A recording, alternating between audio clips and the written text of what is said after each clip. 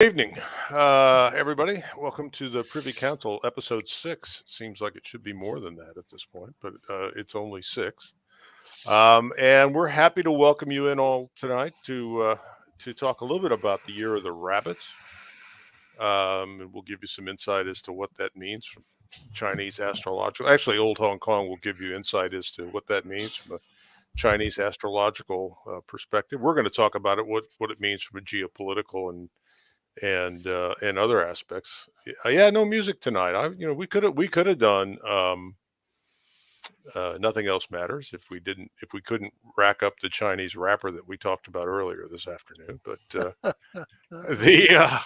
we're going to get into a little bit of sort of what to expect from China to the best of our capacity for 2023, and we're 3 days out from Chinese New Year, 22nd of January. Why they do that is, I guess, the Lunar New Year. Why it's the Lunar New Year is nothing they ever asked me about, but that's where we are. So let me just go around the horn real quick, and then we'll dive into this. If we can start off with Mr. Dolio. Mr. Dolio, you're everywhere. I am. Tell us a little bit about what's going on with you and what's new. Well, have you recanted your Bible study stance from earlier today, or no? They've been hammering me about it all day, but I'm stubborn, so I'm going to wait another couple days. But you know me, I tend to let my temper walk away and say things that I don't really mean, and then a couple days later, I change my mind. So we'll see. I won't answer that. I just finished a Bible study a couple minutes ago. Great group of guys, all Twitter followers, all fans of the CFC show, and several of them are watching this show. So I'll tell you what. No matter how down my spirits get, once I do one of these studies and chat with some like-minded guys, lifts me up. So the answer is we'll see, Sam. We'll see. No, I had a mental sort of over-under on how many days it was going to take you to be back in the South. So you're probably going to come in inside that. So that's all good. That's all good. Max, welcome to the Privy Council. Thank you. If you don't know the mythology of the Privy Council, we'll fill you in on it as we go along. It's basically the advisory group to the Duchy of Montana, and at this point, that's all you need to know because it's on a need-to-know basis. That's all I want to know. Okay. I don't want to know anything I don't need to know. Okay, well, but some of it will leak out anyhow. So anyhow, but welcome. We're pleased to have you, and we look forward to hearing from you this evening, and the gentleman to your left, to my right, Ron, the great state of South Dakota. How are things? Good evening. We're doing great here. Getting more snow, expecting more snow. Great skiing. Keeping the riffraff away. Life is good. Well, good, very good, very good. And my buddy in KA, Mr. NC Scout. Good evening. Good evening. Good evening. Just had a nice warm day here in North Carolina. Banged out some content on the signals intelligence book that is upcoming. Got some stuff squared away for the RTO, advanced RTO, and signals intelligence courses that are going to be held here at my place in North Carolina next week. Are you on the New York Times bestseller list with that Baofeng book yet, or not? Nah. I've probably been shadow banned by them, but still in Amazon's top 1,000. So the book has really been the reception to it has been incredible. There's a 71. Well, my understanding is, have you had it translated into Chinese yet? Because my understanding was the PLA wanted to use it as a training manual. So. It took me weeks to get my Baofeng to stop speaking Chinese. Yeah, they probably stole it already. Yeah, no doubt. I have had a request to translate it into German, Portuguese, and Ukrainian. And I don't speak any of those languages. So that's Spanish is another animal. But those languages not so much. I understand. And good evening to Old Hong Kong, who's basically going to take over and talk about this stuff the rest of the night once we get into it, because I don't know anything about it. Right, James? How are you? I'm good. I'm good. Just make shit up on the fly. But Baofeng, good observation. It is a global thing, right? There are a lot of smart people out there who go, "It's a great little radio," and they don't really tell you how to use it, but it's a great little radio. So, good job, man. Cheers. Thank you. So should I be concerned if I hear that Huawei buys Baofeng? Is that a problem? No, what you have to understand is the people who control Huawei probably control Baofeng, and you just don't even want to get involved. But Baofeng makes a good radio right now. So if you can execute with it, do so well, and understand that you're not even on the radar and it's good in your world. And then as you begin to be more effective at what you do, Joe and Matt will step in and say, there are some things you should think about before you become effective in this RF world. It's an excellent tool. It's available worldwide, and they can produce millions of them. So it's a cool thing. So I'm a believer. I'm a believer in if you can buy it, use it. If you know how to use it, better.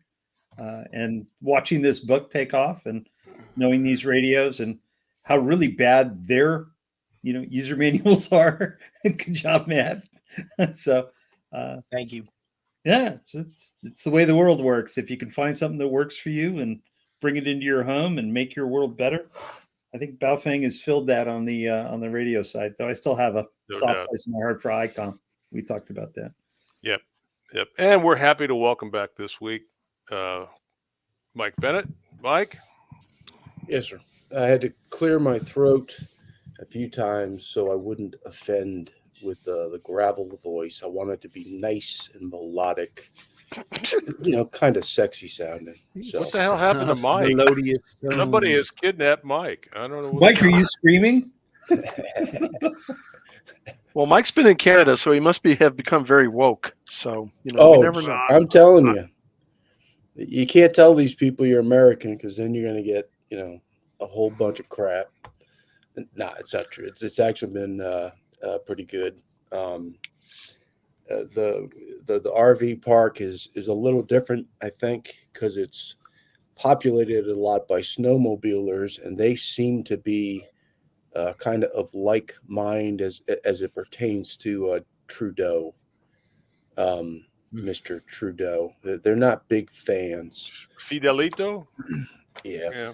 And part of my introduction, I was watching something on Twitter or YouTube or something, and Trudeau was doing this whole big thing about rare earths and how Canada was going to step up to the rare earth, getting into that business. And I just found that pretty interesting. Well, that band was from Canada, way back when. Back in the day. Back in the day. So anyway, yes, sir, I'm back. Thank you. Yeah. Very glad to have you back. Looking forward to your input this evening. We're going to be talking about some warlock sort of types of opportunities here, and I'm going to expect you to weigh in appropriately. Watcher, how's the crew? Everybody fine? Fantastic. Yep, doing great. No emergencies. Ready to roll. Well, I see we have a quorum in the chat. It looks like, at least I recognize all the names. So I think it's time that we bring this meeting to order. And so let's get going. So if anybody can explain this thumbnail, I'd appreciate it. But it's what's with all the rabbits and the year of the rabbit and these Shaolin monks I find fascinating. I'm not sure what they're doing. And if you look real closely, you'll see that on the first row, there's 1, 2, 3, 4 dudes who's only got legs showing. So they're holding up all the rest of them. So it's a little less impressive when you understand that. But anyhow, year of the rabbit. Jim, what are we coming out of? What was the prior year? Do you remember? Dragon. Okay, yeah, it felt like a year of a dragon. Dragging our asses through. Yeah, and now we're into the land of proliferation. So it's going to be an interesting one, gentlemen. Well, we shall see, because there's been more that's happened in the last month in the way of sort of policy shifts and other things in China that I could remember in a while. So we'll get into that. Yeah. If you can take us to our next slide, please. So we've got Max with us this evening, and I'm very grateful for that. And I was about 3 weeks ago, I saw that he and Mike had come out and sort of said 30 days to some sort of action as it relates in Taiwan, and we had just finished our discussion um, about fat tails in the Taiwan Straits, and I was really sort of taken by what they said. Would like to sort of look behind the curtain with Max a little bit more and see where they are and their analysis of what's likely to happen with respect to China and Taiwan. And so Max has got a little bit of a time constraint, so we wanted to put him up front this evening. And Max, if you can give our viewership just a little bit of insight, if they don't know you, about who you are, what goes on with Forward Observer, and what you guys try to do on that channel. I think everybody on our side watches it pretty regularly. But for those who are uninitiated, give us a bit of the lowdown on Forward Observer and your role in particular in that effort. Right. So I'm Max Morton. I'm a threat analyst at Forward Observer, and we're a private intelligence firm. And you can find us at forwardobserver.com. We do specialized intelligence products. We put out a daily situational awareness report. It's a subscriber type setup, and you can go to forwardobserver.com/subscribe and sign up for our newsletters and our specialized intelligence products. And every once in a while, we'll post some of our daily situational awareness report, which is run behind the paywall at forwardobserver.com and some of the other social media platforms. But we'll post interesting clips, or clips that we think are interesting, or at least where we don't sound too off the wall. We'll post that on YouTube, so you can get a flavor for it by going to our YouTube channel and and see if it's right for you. But highly encourage you to do that. My background: I'm a retired Marine, 20 years in the Marine Corps. I spent 10 years over at the agency after I retired. Swimming in the same pool as OGA Ron there, and then I jumped out of Washington to finally retire, only to start working again over at Forward Observer. The retirement thing just kind of boring, I guess. But anyway, so my specialty over at FO is the Western Pacific, or what we call the Indo-Pacific. I've spent a fair amount of time there. I am not a Chinese speaker. Matter of fact, because of my clearance level, and guys that had the TSSCIs know you're not allowed to go to China. And particularly if you worked in the intelligence community, some of these countries you don't want to go to, because they don't really look at you as ever being retired, and you end up in a 6x6 foot cell with a couple of cellmates for 10 years just to make sure that you weren't spying on them. So, but anyway, I have a lot of time in the Philippines, Japan, the whole West Pacific, Thailand, and some of the colonies like Singapore. I spent a fair amount of time in Hong Kong before it got handed back over to the Chinese. So my perspective on what's happening in the Western Pacific, or the Indo-Pacific, particularly with China, comes from a guy who's been punched in the face a little bit. I punched a few people in the face. I kind of know how these fights go. I've spent some time in the Pacific, and I've got a pretty good feel for places like the Philippines and Japan, where I lived for a year. And it's given me a good perspective, because one of the things that I've discovered is, in America here, we like to mirror our culture and our decision-making process onto countries like China, Japan, the Philippines, places overseas. They don't really think the same way we do. They don't have the same interests. So the way events kind of unfold sometimes is befuddling to people. They're like, yeah, why are they doing that? Well, if you were a Japanese, prime minister, you would be maybe doing it that way too, because their interests are different than ours. So I try and take that in, and that's what I do over at Forward Observer. And yes, in December, we posted a 30-day call, and that wasn't a 30-day call for an invasion of Taiwan. That's a 30-day call for the window for action to open in terms of China's reunification plan for Taiwan. So I can step you guys through this real quick. Some of the why we made that call. And I'll start off with linchpin assumptions. And it's all analysts want to do. They want to make these linchpin assumptions and then, and base them off of certain drivers. Our linchpin assumption is that China wants to reunify Taiwan with the mainland. Why do we say this? Because Xi Jinping has said it multiple times. Wang Yi, the former foreign minister, was all about this up to the Chinese Communist Party Congress in October. This has been a continuing theme with Wang Wenbin, the spokesman for the foreign ministry. They've made no bones about it that the single most important strategic goal for China is reunification of Taiwan.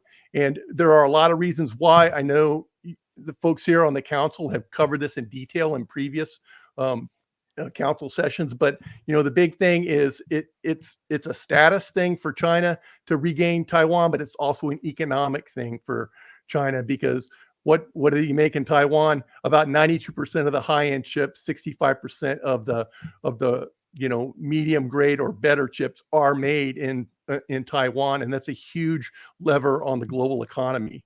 So that's our linchpin assumption right there. What would China like to do to reunify Taiwan? Of course, they want a non-military means to reunify Taiwan if they can get it. But they are perfectly willing to go the military route, the invasion or the blockade route, if Taiwan doesn't come along peacefully. So why do we say this? What are the drivers behind this assumption? Well, public remarks by Xi Jinping all the way down through some of the more local functionaries in the Chinese Communist Party. And you can also see this in their current squeeze and release gray zone activities around Taiwan, where they'll throw up these snap exercises, basically throw a blockade around Taiwan, let them look at that for a few days or a week, and then kind of pull back and wait for another precipitating event, whether that's, the Nimitz coming into the AO, or a politician visiting the island, or a Straits Passage by some of our surface action groups to do, freedom of navigation operations.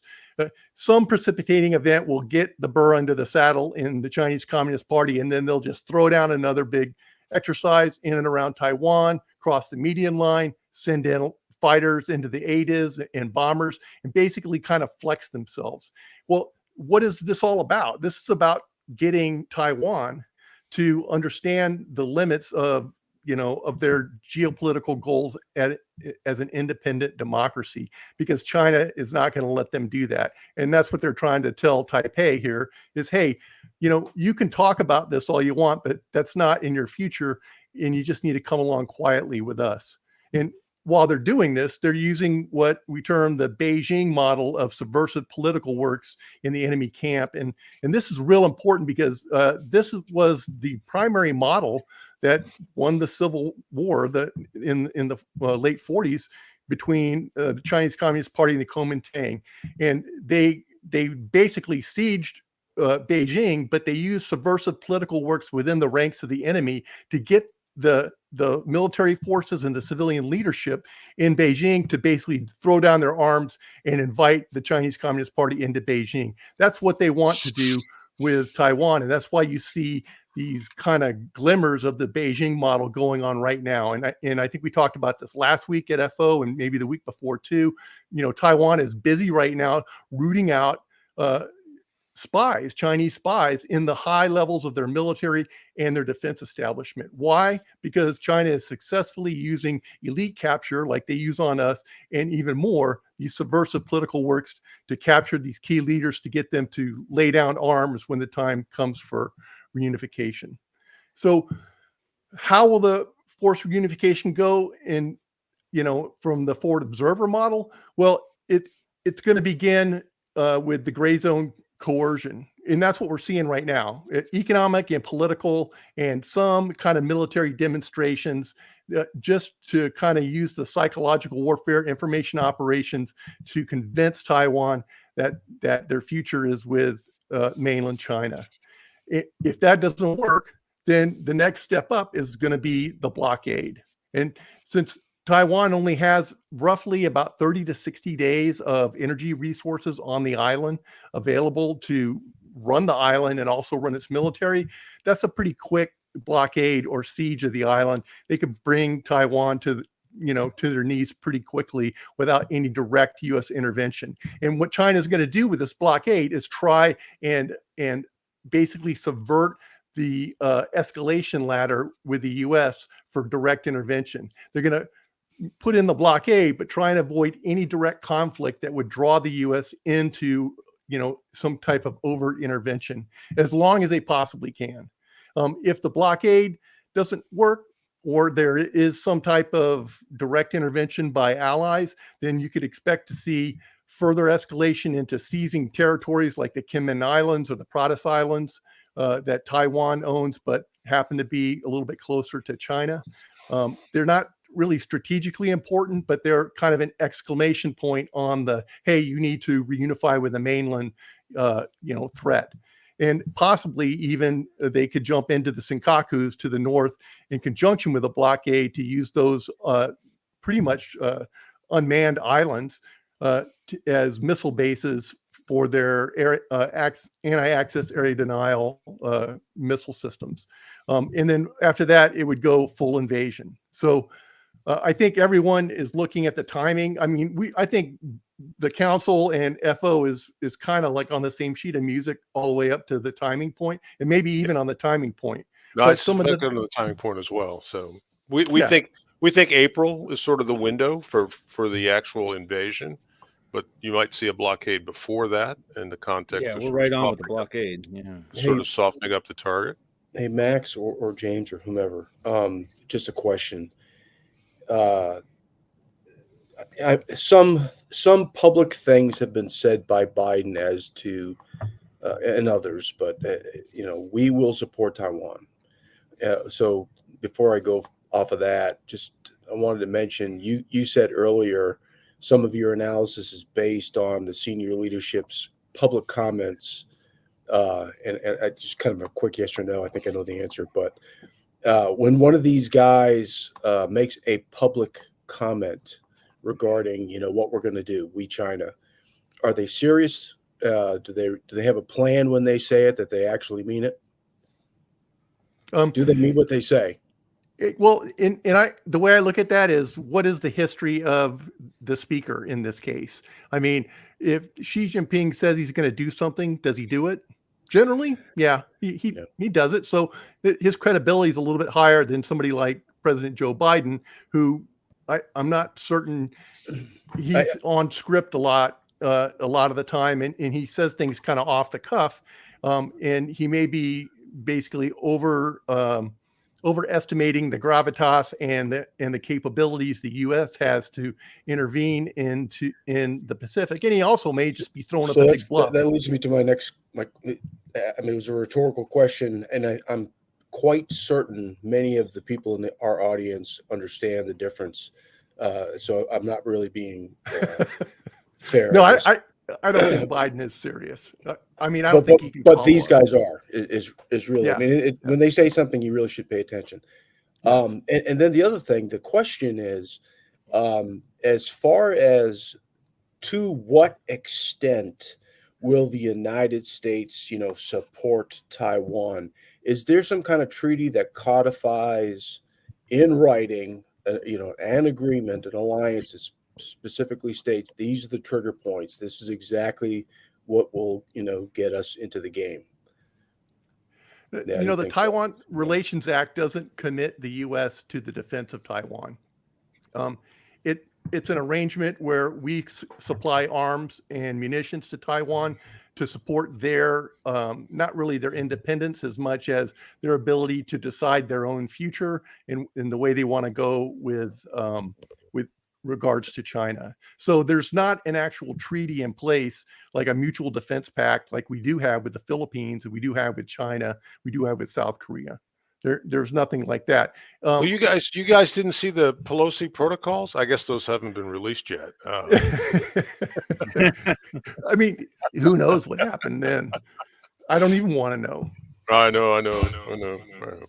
That's exactly the point, Steve. Yes. The people who are wandering around without portfolio having conversations. So yeah, Max, spot on.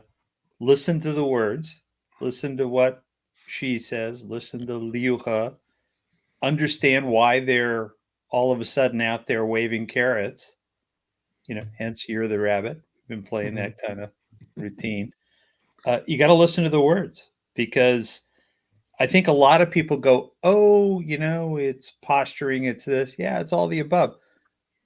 But all those words are approved. None of these people with portfolio coming out of the party or any of the organs of the party or historically the factions were speaking without portfolio. They knew why they were being sent out, what they're saying. Still happens now. They're moving a little faster by nature of the pressure they're under, given domestic issues. But yeah, they very much don't want us messing with them. They're in a great deal of stress and anxiety about failing economic plans, redirection. They hate redirection. It's an anathema in the Central Party. They don't want to change their minds. And they're coming out of the Year of the Tiger. They're supposed to be like awesome, right? It's like we're supposed to be executing in the Year of the Tiger. It was a bomb for them, and they're going to have to pivot and go forward in the next 12 months and pretend to be nice to people they don't respect.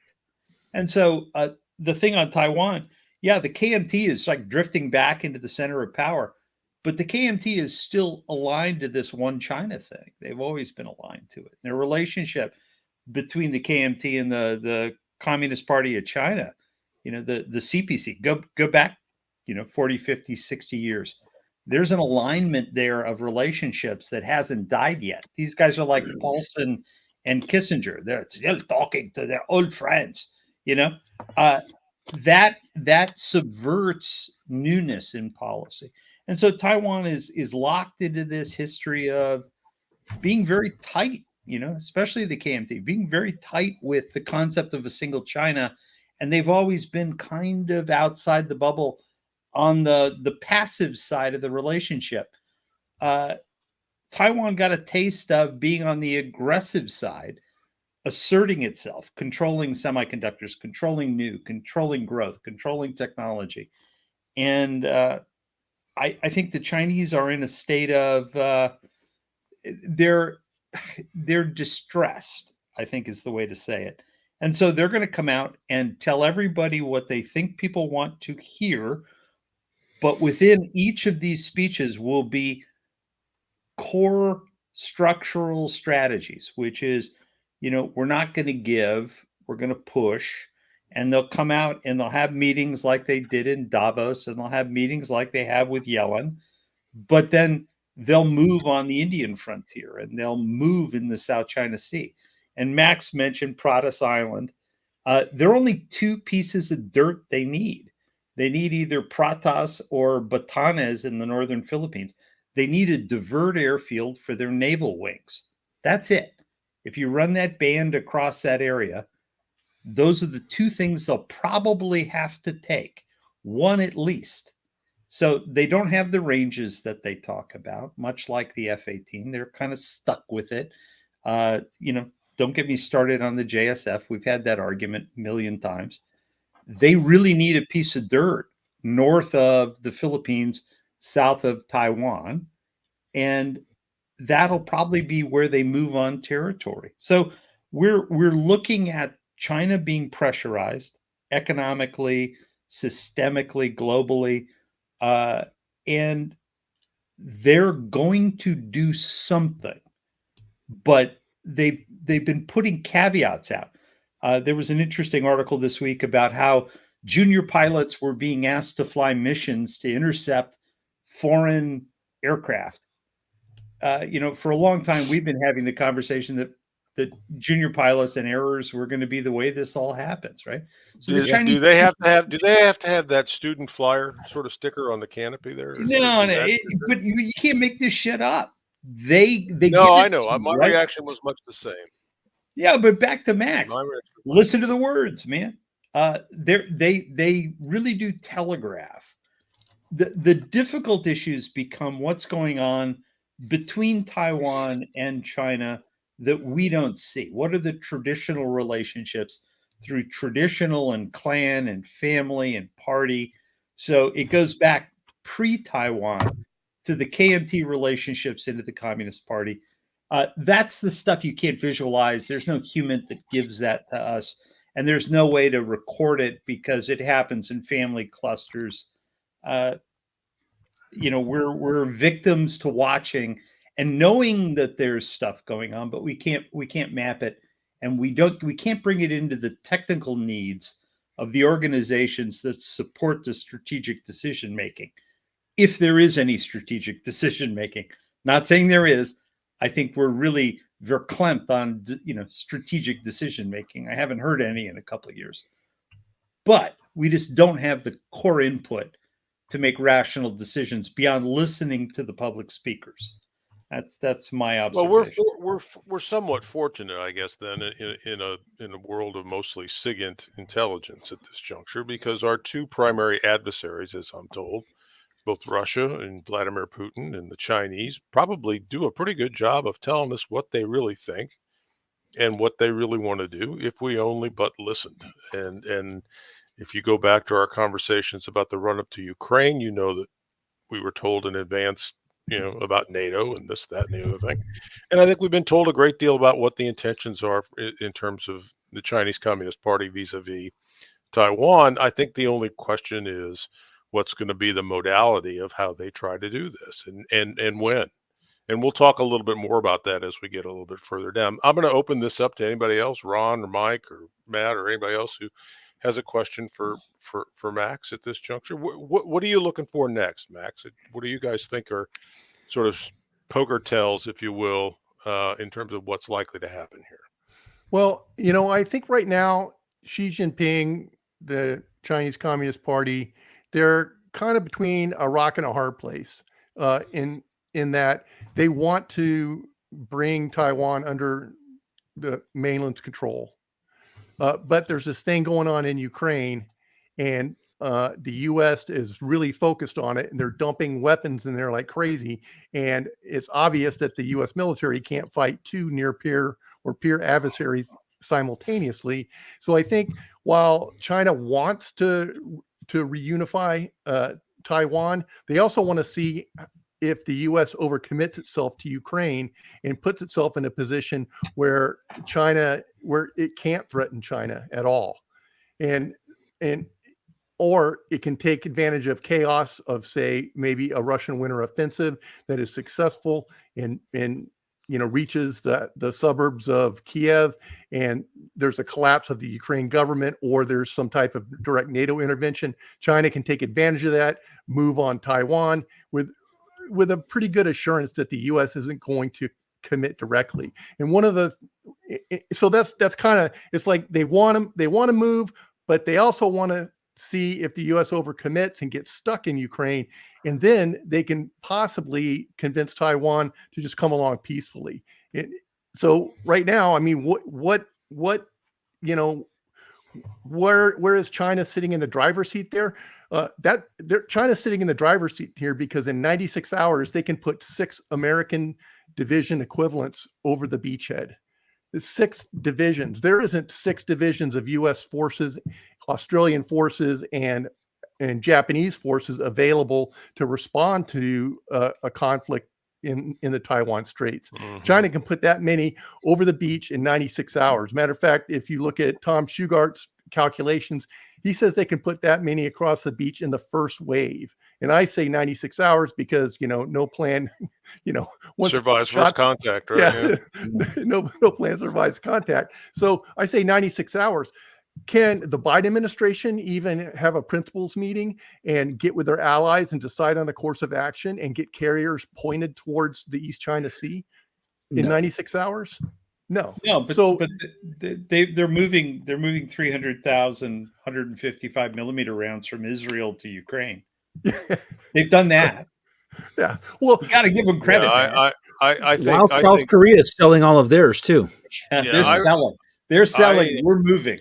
We're giving, yes. That's my thing is I'm looking at just the logistics here, and China being in the driver's seat. They can wait. They can afford to wait because if they have to, they can eventually go to the full military option. And that's why we were saying timing wise, right after the new year, this is the time when you could start to see maybe a move to blockade or some pre-blockade activities. I mean, we're already seeing rehearsals for blockades, one this past weekend, one the weekend before.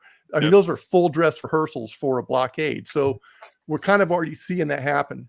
And I think China's plan was probably going to be, hey, we'll throw this blockade up there and be ready to go for 60 to 90 days. But when we hit that 60 to 90 day mark, whatever that variable is for them, then they need to be ready to move with a full invasion. And that should correspond to the April-May timeframe, which is a good weather period in the straits for movement of those flat bottom boats across the straits and onto the beachheads in Taiwan. So that's our kind of look at the timing thing. Now, I will say this: I am not convinced the U.S. will commit or intervene directly in any Chinese move on Taiwan. I don't think we're postured for that. We're certainly not postured for that with 3MEF, which has basically been reduced to one infantry regiment and some littoral combat elements for the island hopping campaign. Those things aren't. I wanted to ask you, Max, what's your opinion of a littoral combat regiment? Isn't that a Marine regiment in general? Yeah, it is. But I mean, I think what the commandant's done is he's kind of stripped down a lot of their enablers and focused them on anti-ship operations with long-range fires. And you know what? That's fine. That's a fine model to defend the Chinese or the Japanese islands, the Senkakus all the way north through the Ryukyus. But that's really not going to kick China out of a lodgment on the beachhead in Taiwan. And Right. China's not really afraid of that, of those, Marine littoral regiments, if they're not planning on hitting the Ryukyus or trying to take the Ryukyus with boots on the ground. I'm sure that China is considering lobbing long-range fire missiles, intermediate range ballistic missiles onto, Kadena, Fatima, the Marine and the Air Force airfields along Okinawa and some of the Japanese Defense Force bases. But that's not saying that they're going to commit to an amphibious assault and put boots on the ground. So really the MLS, the littoral regiment thing, great idea for defending Japan, not so much for strong arming China, out of crossing the straits. So I don't think we're postured. I mean, let's look at it. 2ID up in South Korea. All Xi Jinping has to do is tell North Korea, hey, just make a big fuss, send some drones over, shoot a couple missiles. 2ID is fixed in place, focused on North Korea. And it's not the whole ID. It's only one brigade combat team minus. Yeah. So it's not like we're going to peel off U.S. forces Korea and point it towards Taiwan.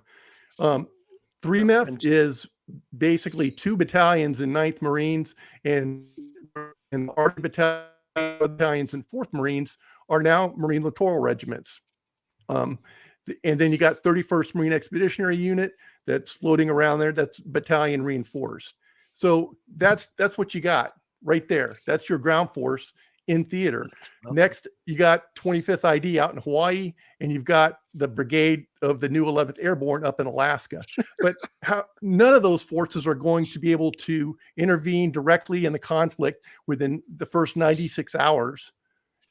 China will have a significant lodgment beachhead if they haven't already achieved their military objectives in 96 hours on Taiwan. And when I say their initial military objectives, I mean key infrastructure and government facilities in Taipei and a beachhead or 3 or 4 that they can move logistics supplies over.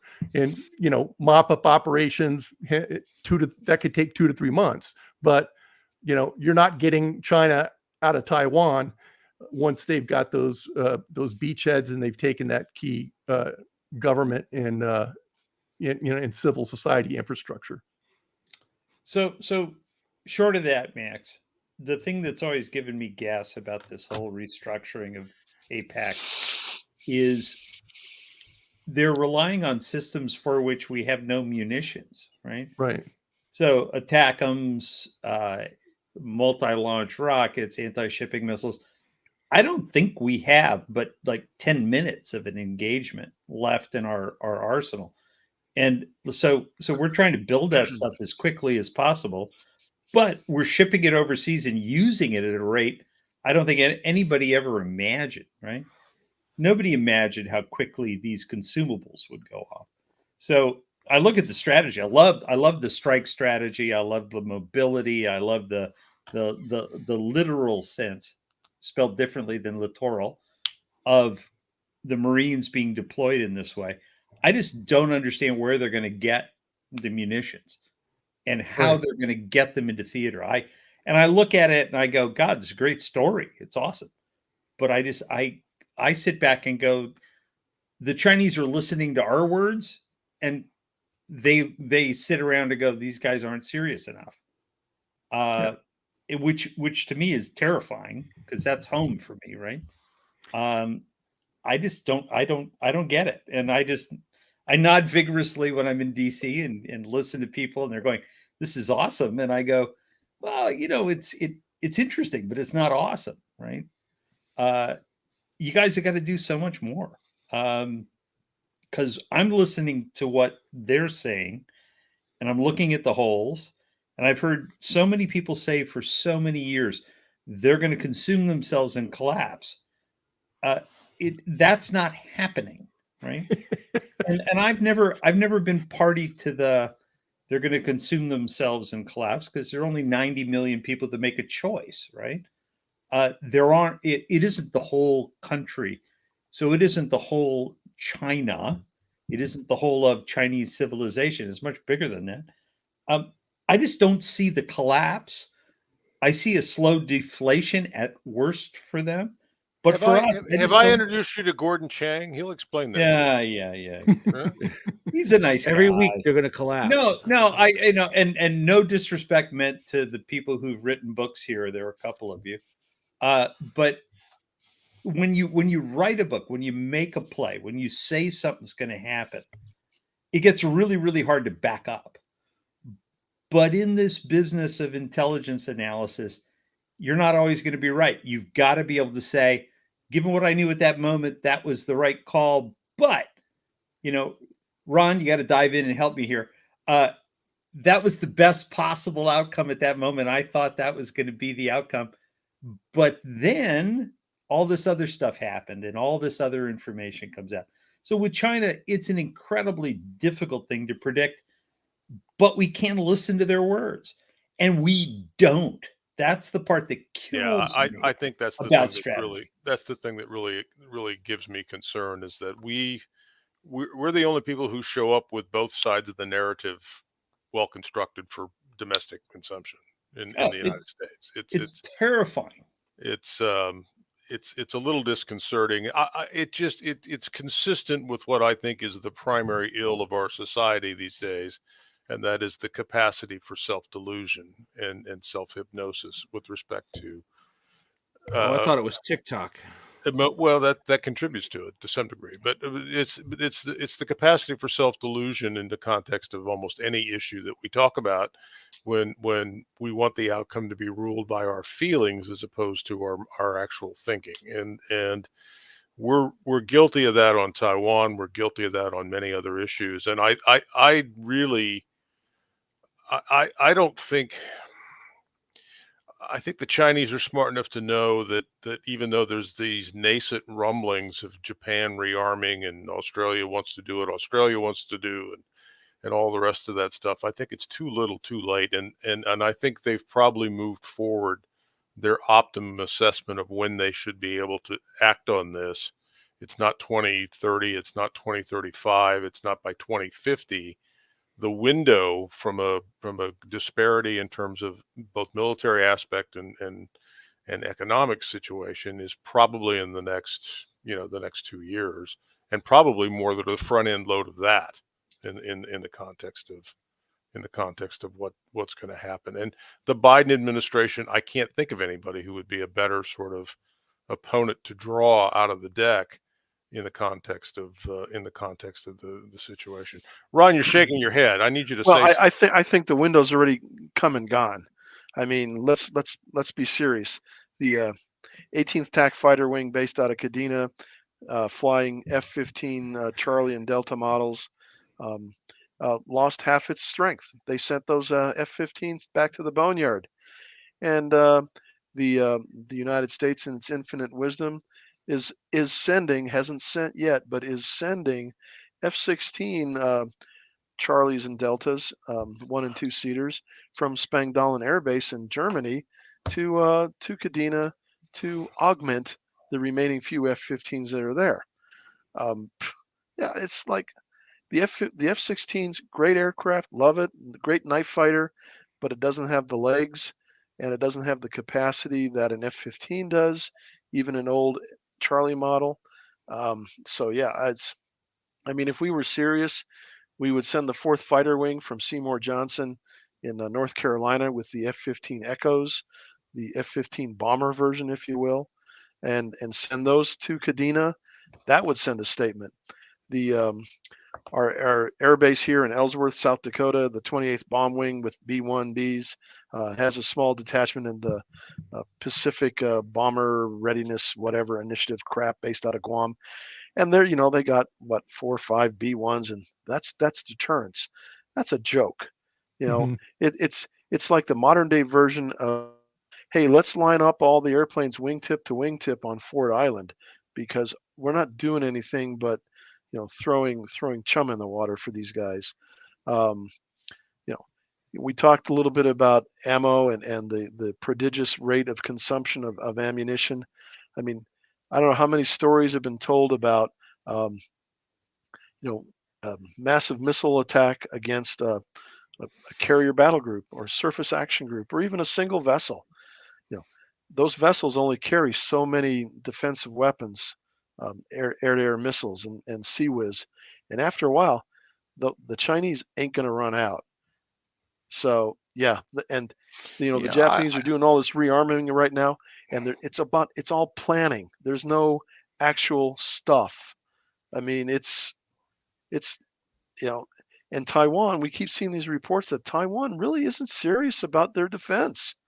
Right. I'm sorry. I'm sorry. What? Yeah, Why see, should I? Why should I do this? I think that's the key aspect, and you'll see that we touch on that a little later in the deck, and that is I don't believe it either. I don't believe that Taiwan is prepared to fight to No, the I last think they man. think things will go along as usual. They'll reach an accommodation with the mainland, and things will just move along.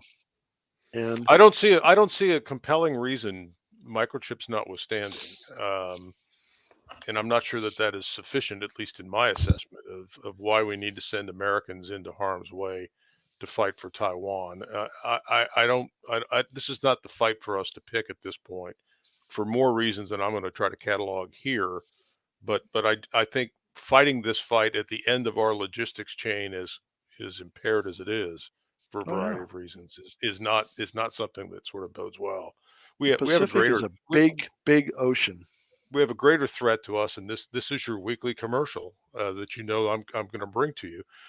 We have a greater threat to the south with respect to the failed state of Mexico, to the livelihood and the well-being of the United States, than the fate of Taiwan. So that's my vote on that situation. There's one thing. Yeah. No, Go there's ahead. one thing I wanted to bring up, and that's the CSIS war game that popped up this past week, Yeah. where CSIS did a war game and says that no, we'll beat China.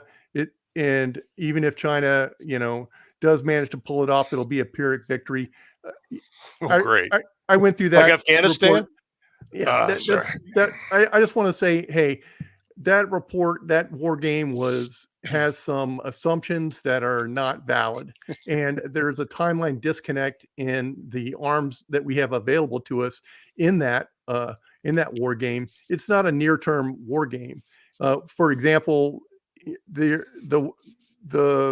operators of the war game said that we would be able to stop Taiwan or stop China's amphibious invasion with the joint air to surface standoff missile with extended range.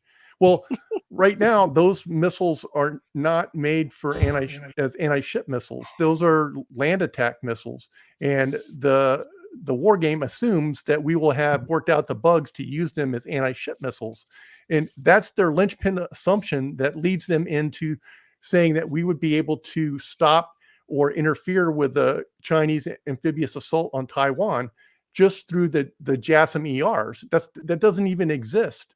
That we probably won't have that worked out until 2026, and that leads to the the elephant in the room is the U.S. is talking about defense against China on a timeline that's 6 years out, and China is talking about taking Taiwan on a timeline that's like 12 months. There's a timeline disconnect here, and the people in Washington are like whistling past the graveyard and making stuff up, kind of pulling it out of their rear ends to avoid having to look at the fact that there's that timeline disconnect between the opposing sides. That's that capacity for self-delusion that we've been talking about. Yeah, and that is exactly. But even in that that get a lot of study, people killed. But even in that study, Max, they talked about losing 2 carrier battle groups. Yeah. I mean, let's not, how many ships per carrier battle group? What, 6, 7? I don't know, 5. It's probably like 3 or 4 now, tops. Well, I mean, between the Burke destroyers and the one cruiser, and then the support vessel, and then the carrier itself, and the manpower, the aviation assets on there's board. 5,000 just on one carrier, right? Yeah, Like I mean, yeah. And how long does it take to build a carrier? A decade. Well, yeah. So, and that's the thing. It's like nobody's really looking at this and saying, "Hey, can we afford to lose 2 carrier strike groups, 20 naval surface combatants, 400 Gen 4, Gen 5 tactical fighters?" No, we can't. We would expend ourselves into oblivion as a world power, or even a defensible power. And I'm sure that the Chinese version of the Joint Chiefs of Staff and the Office of Net Assessment in Beijing, or wherever they got that, has already looked at this, done the math, and said, "Hey, Taiwan is ours whenever we want it." And it's just a matter of, how far we want to let the Americans drown themselves before we roll in and take it. Yeah. So this is about language, Max. So when the guys at CSIS said JASSM ER, everybody in DC read jazz hands and all stood up around the table. Yeah, no, Ron, you're on. Exactly. That's the gap. The gap is their brains are not here. Their brains are stuck in 3 to 5 day messaging windows. There is no strategy. That's what I've come up with. I can't put it in any other context. And getting back to the point about losing the carriers, one of the reasons Nimitz was able to gamble three aircraft carriers in the Battle of Midway, which was, most people think is the turning point in the Pacific theater during World War II, is because he knew that in the shipyards in the United States, there were multiple Essex class carriers getting ready to launch. There were thousands of naval aviation cadets being trained. There are new Hellcat fighters and Corsair fighters getting ready to populate those new carriers. So he said, even if I lose a couple of these guys, it'll be worth it, because in the end, I will have overwhelming superiority. We don't have that. I mean, we still have the Gerald Ford limping along, not quite exactly fully mission capable yet. And, the other carriers are like, "Hey, we did a rivet this month. Woohoo." So I'm sorry. And then we have the CNO going, "Hey, you shipyards, you guys gotta build our ships faster." But here are about 18, work order changes to the design. So, whatever. I can speak to your comment about the Ford directly, Ron. A good friend of mine, fraternity brother of mine, was one of the co-sponsor with Ford's daughter of the christening, or the Ford, the CVN 78, and the stories about that whole process will curl your hair. I mean, it's been, and I recognize there was a lot of new technology that was put into that thing, and you expect some of that. But it's been a decade in the making, and it's Yeah. still not fully mission capable at this No. particular point. So that's so the next time we laugh at the Kuznetsov, just remember that. Yeah. So- Yeah, Oh. I don't laugh at the Russians because I see them fighting what is a pretty well-trained, well-equipped, modern, hyper-lethal military in Ukraine.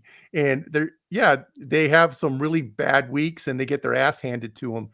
But I spent 20 years in the Marine Corps. I did a tour with the Army, I did a tour with the Navy. I mean, yeah, I love our military, but our poop don't stink kind of thing. That's we would be just as susceptible to the same mistakes that those Russian generals made if our generals and our admirals were doing the same thing. So, and you can look at our procurement process and see that it's just as screwed up as the Russians are. So we really don't, have this. We shouldn't be thinking we're the hot chick at the dance as much as we're really thinking we are at this point. Yeah.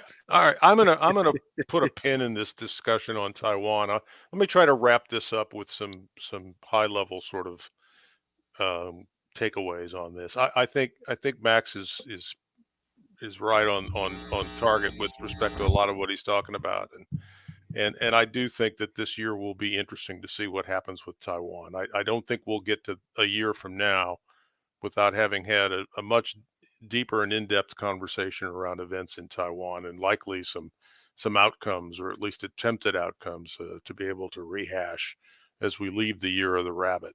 When we did our show, we specifically said we weren't going to do order of battle. We've done some of that here, and I'm glad for that. I just want to remind folks, though, of the collateral aspects of a conflict in Taiwan as it relates to world trade and financial markets and some of the other things that we've talked about.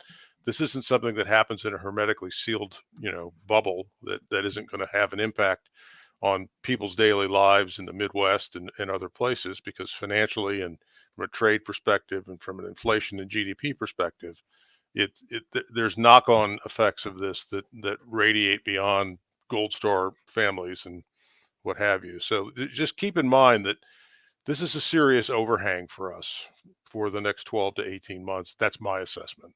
Anybody else can speak to that they want. We've got 12 to 18 months where this is going to be a big overhang, and almost no outcome other than nothing happening is good for us. Any last words on this, and then we'll move back into other aspects of the year of the rabbit that we want to talk about tonight. Anybody on Taiwan? Or at least the military aspects of Taiwan. Matt, I haven't heard from you. I'd like a little bit of insight. Just real quick, the perfect example of the problems of the military procurement system, at least as it pertains to naval weapons and ships and what have you, USS Bonhomme Richard. That entire fiasco, the entire thing. We can talk about the USS Gerald Ford all you want, but at least it made it out of port. Bonhomme Richard, perfect example. And I mean, I know that that's not an aircraft carrier, but it's kind of as designed, it was kind of a light carrier, since we were talking about World War II and classes of ships and whatnot. Or somebody was in the chat. That can serve as a light carrier for rotary wing support. That was its whole design. Look at how much time went into building that. Look how quickly it went up, and the thing is scrap. Yep. And there's no plans to replace it. None. We may never know what really happened on that. I think. Just like we still don't know what really happened on that battleship that blew up. What was it, the Missouri or the Iowa, where the gun turret blew up? Yeah. Back in the 80s, that was swept deep, into a hole. Or the sea wolf that ran into a seamount in the South China Sea. We won't know the story on that. Yeah. Either. So Connecticut. Yeah. So all right. So you'll see Taiwan gets wrapped back into this conversation. What we're going to focus on now are, the Chinese aren't 10 foot tall. Let's talk a little bit about challenges that they face, and there are a number of them. some of them COVID related, some of them economic and COVID related. But we're going to start with probably one of the more interesting aspects of this, and I'll look to Jim to sort of fill us in a little bit on this. And that is, everybody thinks that the Chinese Communist National Party Congress was over in November, but there's still a lot of sort of dancing around in terms of who's going to fill key positions here. Most of that has been pretty well worked out, but not all of it. And there's a sort of a factional sort of accommodation that has to be come to here. And I think everybody remembers how Hu Jintao was asked to leave in the Chinese Communist Party, making his seat available for somebody. And so, Jim, any insight on terms of how the eyes? Yeah, they've moved into a really kind of new cycle, right? So they've broken. Did I lose? They've broken the faction. So I think the Youth League and these other factions are a piece of history, but the people still exist and they still communicate. I think we might have lost Stan a bit. We're in a new kind of behavior, which is you've got Xi Jinping's group speaking with one voice, hopefully. My take on it is underground. There are a lot of people speaking, and you're going to see a lot of these people speak out in the press. And so you'll find older party members, people in their 80s and 90s speaking out now to try to calm the waters. There was an interesting article in the New York Times on Saturday from a woman named Chen, who's in her 90s, who's very, very capable and understanding. Her husband was one of the founding members of the Chinese Communist Party. So you'll hear this in public speaking by people who really understand it, but understand that the groups and the factions and the relationships and the clans that underlie Chinese society globally, that doesn't change. But it comes back to the original discussion in our conversation tonight, which is to listen to the words. So when people who understand how China operates, understand how Chinese culture operates, when they speak and they talk about things regarding how relationships are going on and how competition is going on, how potential conflict occurs, you listen to them and bring it into your strategy and bringing it into your thinking and build it into your risk planning, because I don't think risk has been this difficult in probably 2 or 3 decades, because China is no longer in a position where it wants to play along. It's marching to its own tune, I think is probably the best way to put it. And they haven't done that in 30 years publicly. Internally, they've been doing it, but they haven't been doing it publicly. So they've been playing along, being very nice, and now they're kind of tired of trying to pretend to be nice, I think is the way to put it. So. All right, and unfortunately, Stan's having trouble popping in and out. My guess is it's the snow. Yeah, I actually think it's something to do with StreamYards, because I'm also having difficulties here. So do you? Oh, hold on. Bring him back. He's still got the swirling ball of death. So let's just fill in until then. No worries. I think we probably. No, so I can talk to this. So she has become she's become kind of this transcendent leader, but he's done it at a time when China has been somewhat weakened by the COVID issue, by the economic issue, and so he's betting on moving forward, going out telling everybody everything's fine, the world is going to get along. Right. So you got Liu He off in Davos having conversations about being nice. Let's get along, while pushing out the aggression in a Subarosa fashion. So you have the pressure on Taiwan, the expansion into Africa and Southeast Asia and Latin America. They're going to go all fronts all on and begin to fill vacuums where they find them.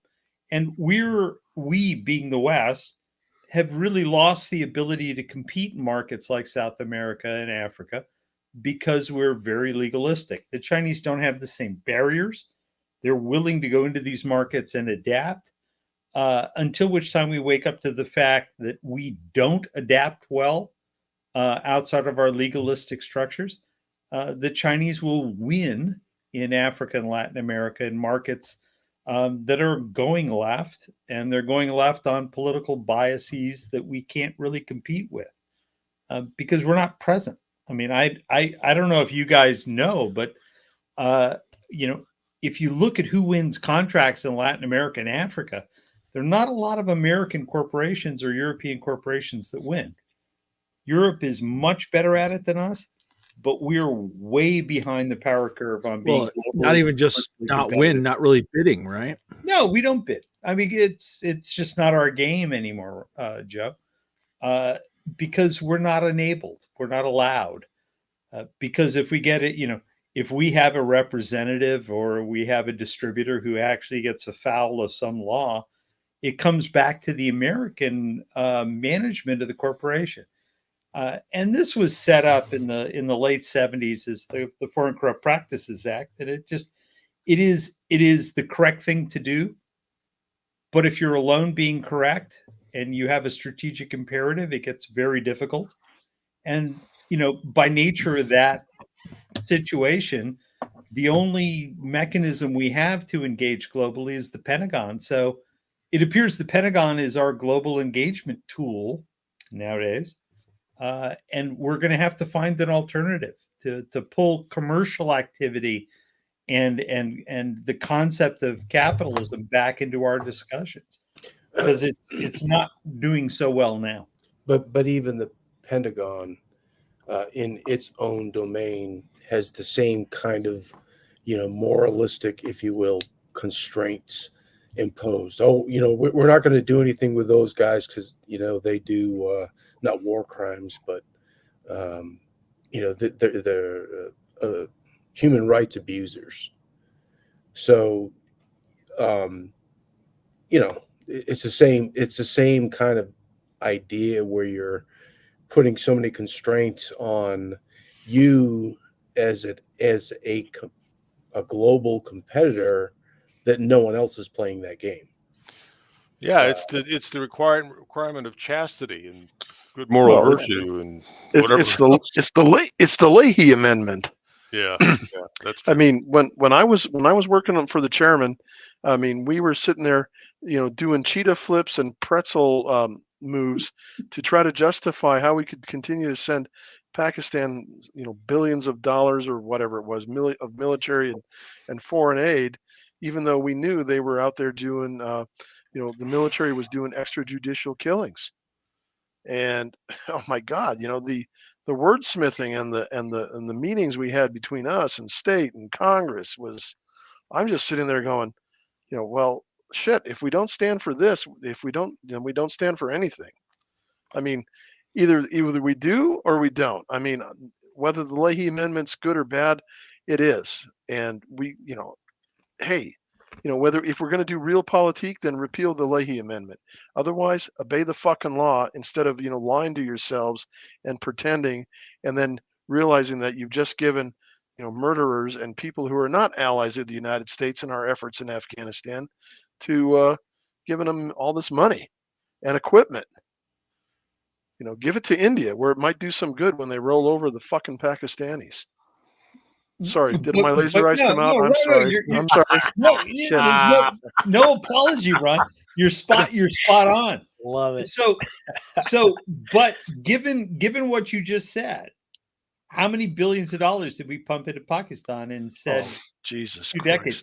Okay, so no disclosure on that, but we continue to pump money into these programs that are not legally compliant for, you know, reasons of exigency with conflict, right? Regardless, we're doing it in Ukraine now, and this is Jim speaking. I'm not speaking for any of you.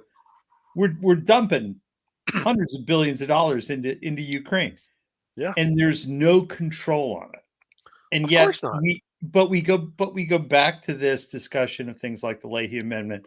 We're revisiting the Church Commission. I mean, come on. The country knows it's out of control, right? And we're all trying to keep it from coughing up like a hairball in Stan's cat. And we're here, man. And you have to have the conversation, which is, as intelligent citizens, you can have the conversation without pissing people off. Oh, no, it'll piss people off, but you're allowed to have the conversation. Where are the hundreds of billions of dollars going? Are there extrajudicial killings? Are there, what is the violation of U.S. law? Massive, multiple. I can guarantee you it's occurring on a grand scale everywhere within the footprint, but we've chosen not to listen to the words. It's just like the Xi Jinping discussion. Yeah. And we've chosen to look the other way, and we're just going to continue to send good money after bad, and and we're not getting, and the thing is, we never get a return on our investment. I mean, you guys are businessmen. We don't believe in empire. Yeah. Okay. Sure. That's why didn't we just say who's Pentagon is our global engagement agency? I mean, because the State Department, the State Department is so hamstrung by self-doubt and hand-wringing and programmatic BS that it's no wonder that the theater commanders, in EUCOM, CENTCOM they rule their roost like viceroys of old, like Roman governors. I mean, gosh, they are military governors. That's a correct observation. It is. It is. All right, Stan, back to China, man. Yeah, I don't know where we left off when I got we 86 by the Chinese or whatever happened there, but I spun it off. Okay. All right. So another challenge facing the Chinese is population demographics. The One China policy has reached out from the grave to sort of tweak the economic assumptions as it relates to China. And I found this slide to be pretty interesting. I've heard a lot of different sort of numbers talked about in terms of the demographic issue, but this one, this one sort of speaks to it. This one sort of speaks to it in exciting. Yeah, well, yeah, but it may not be exciting, but it's sort of compelling in terms of basically what they're saying is that by the end of this century, China's population will be half of what it is now. Which, if that's kind of amazing if you sort of think. Well, that's if they don't make any changes. I mean, yeah, I understand. And we're only 22 years and small change into the new century. So I mean, that kind of a prediction is like, yeah, okay, That's really what Zihan, Peter Zihan, since he's in the news now, right? He's in the public parlance. Throwing himself out there on Joe Rogan and everything. Right? It's like climate change. Yeah, he has. I'm going to refrain from ad hominem attacking the guy because I think he's a blithering idiot. You know how I feel. Yeah, it's too easy to attack. But one of the cornerstones of his assumptions that he makes on China and his infinite wisdom of being a Department of State quisling being posted in Australia. He's not even that. I mean, you saw his bio. He's from Northeast Missouri State in Kirksville. I mean, come on. Hey, Stan. Ooh, so anyway, his whole theory of the fact that the United States is essentially unbeatable. Right, we're unbeatable. This attitude of hubris, which absolutely kills me. Goeth before the fall. Does. Yep, absolutely. But he's got some videos on YouTube that are not worth watching because I have literally anything better to do with my time. But some people sent one of his videos over to me after a live show that we did on the podcast. And where I was basically talking about how The dollar long term is untenable. Things I've talked about on here as well, and the threats that the very real threat that BRICS poses to the U.S. dollar, and it seems like Washington is totally inept to do anything about it. They're not going to do anything about it. So with Xeon, he says that there's going to be a demographic collapse in China, whole scale, right? Which, do they have more men than women? Yeah, right. So you have a surplus male population that has become generational. When you have that, that predicates war. Okay. Yes, it does. Or That's the war solution. predicates. That's the Right. solution to a demographic Right. problem. Right. And that's he completely and conveniently leaves that out because his assessment's garbage. He's garbage. He also says that the yuan and BRICS poses absolutely no threat to the U.S. dollar. His video is, oh, the dollar's going nowhere, guys. It's going in. No. So the dollar, the U.S. dollar as a currency, no, it's still going to exist, sure. But when you go to Walmart, right? So I had to go to Walmart earlier today, unfortunately.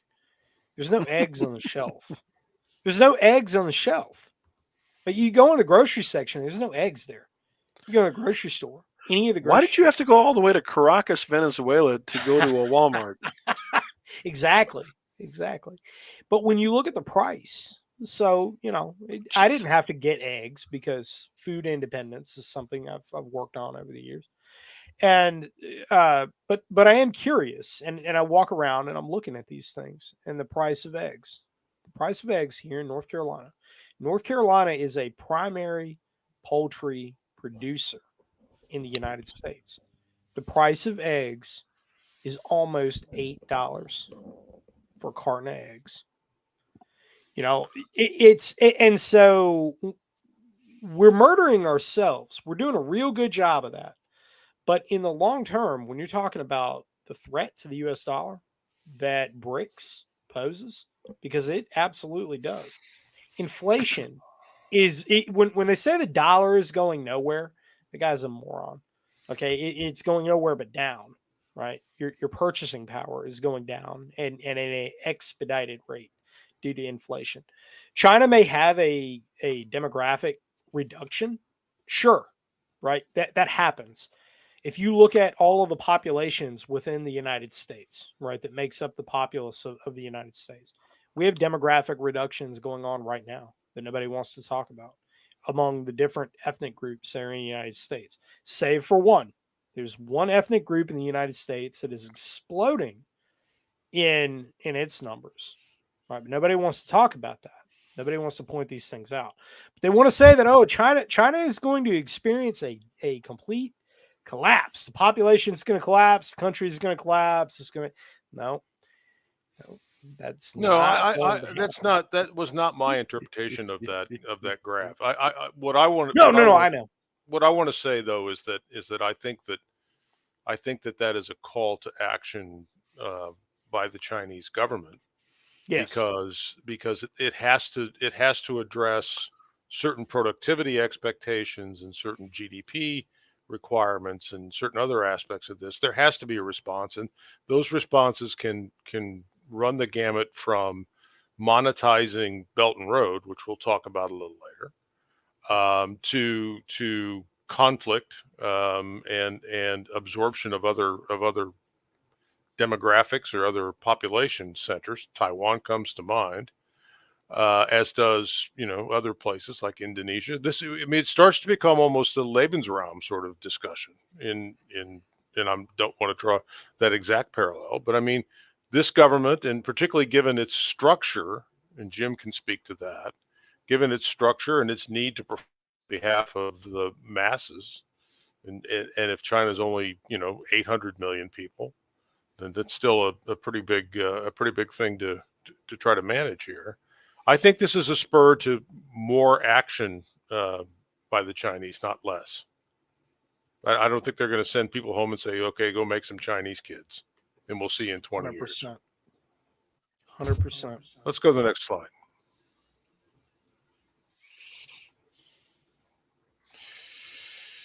And China, you know, we've always had a sort of healthy skepticism about Chinese economic numbers. There's probably no time more so than now as it relates to what was reported on Tuesday. But I think we're starting to see, and this is what I focus on as it relates to this, the Chinese restart is going to be unsteady. It's going to be volatile, but it is going to move up and to the right from a GDP perspective. It may cost many deaths from COVID. It may create certain pockets of instability from a Chinese perspective, given the fact that not every section of the country will start off and recover at the same pace as every other. But the consumption levels are going to go up. The other aspects of this are going to go up. The industrial production levels are going to go up over some period of time. And what I get concerned about is a challenge that, it faces the Chinese in terms of managing that, but I think it really faces us and our friends at the Ecclestone building on Constitution Avenue in the District of Columbia. And that is, we're already starting to see gasoline prices go up. We're already starting to see oil prices go up. And a guy who I respect, Jeff Curry, who runs commodity research at Goldman Sachs, has said that there is a lack of capacity in every major commodity bucket across the globe right now. And if this thing starts to go from 2.9% or 3% to 4% to 5% over some period of time, we're back into a competition for supply chain and raw materials and other aspects. And this sort of transitory nature of inflation that everybody wants to break their arm, patting themselves on the back, that we've licked inflation at this point, is going to be a false dawn in my estimation. And I think that's going to really hit the American populace hard. The only good news is that it's likely to happen in the midst of the 24 presidential campaign. So it may be a message to people to get their head on straight as it relates to who votes for what in 2024. Since everyone was paying so much attention, during the midterms. Yeah, your point's well taken, and hope dies hard, Mike. That's all I can tell you. I mean, The red wave, yes. but you know me. I hope in one hand and plan with the other. So vote more harder. Yeah, there is that. There is that. So anyhow, next slide. I don't want to. We're a little behind on time, and so I'd like people's thoughts. And I'm sorry Max had to leave because I would have liked his input on this, and that is the Asian region rearmament. Too late. Too little, too late. That's my assessment. And buddy, the looks on these two guys' faces at this table speaks volumes in terms of trying to get those guys to get along anytime soon. I do want to comment about that. I do recall, or perhaps I seem to recall, because my memory is shit, but I do recall a different president several years ago making a pivot to Asia.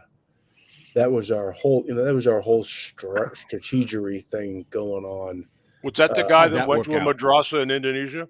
I don't know. Was that on Dancing with the Stars when he pivoted? I think Ron's correct. It was not a pivot; it was a pirouette. Yeah, a pirouette. It really wasn't. Christina Kirchner. It wasn't much of a committed pivot, and now you have the second string guy who's leading the charge right there in the center. Maybe 8 years ago or whenever the pivot was supposed to have taken place, had we collectively, this Asian region rearmament people, made a commitment to it and done something, we wouldn't be having this discussion right now. Here's a question, and it's not just China or Asia rearmament focused, but it plays into this. And I'm really interested to know, and maybe we'll talk about this next week when we talk about middleweight emerging defense contractors or countries, and the level of technology that we think we need to fight conflicts in the modern world. Is there any country, and we spend more than anybody, but is there any country that can afford now to sufficiently arm itself with reserves to fight a protracted war like what we're witnessing in Ukraine, when the cost and the complexity of replacing those weapons and the lead times to replacing those weapons is mismatched with the pace at which they're used in a conflict like that. I mean, or it's like the first 15 minutes of a really big war are going to be a lot of shock and awe, and then we're going to be throwing rocks at each other at some point. Well, as I pointed out, Ukraine has devolved into World War I, right? Trenches, trench warfare, bayonets. That's where we're going to end up. Mortar bombs. I think by March, there's going to be a lot of boo-boo faces of people that are saying, "Oh, we can arm them with Bradleys." You know, this is something I've pointed out a few times now. That the reason we're sending them Bradleys and Leopard tanks and whatever other we got some trash Shermans, ammunition. don't we, buried someplace in Colorado, like the Russians Stop. have two Those are T-34s? VFW memorials. Oh, okay. So I want to take this opportunity to point out a couple of things. The reason that we're arming them with Bradleys, Bushmasters, and that whole weapons platform is because we're out of fucking javelins. We're out of them. Yeah. We gave them HIMARS and they used them like Katyushas. Yeah. That's what they know. That's their doctrine. That's what they know, and that's how they use them. So now we're sending Bradleys, right? And the reason that we're sending Bradleys is because the timeline on replacing the javelins is extended. 7 years is a one estimate that's been thrown out. Who knows?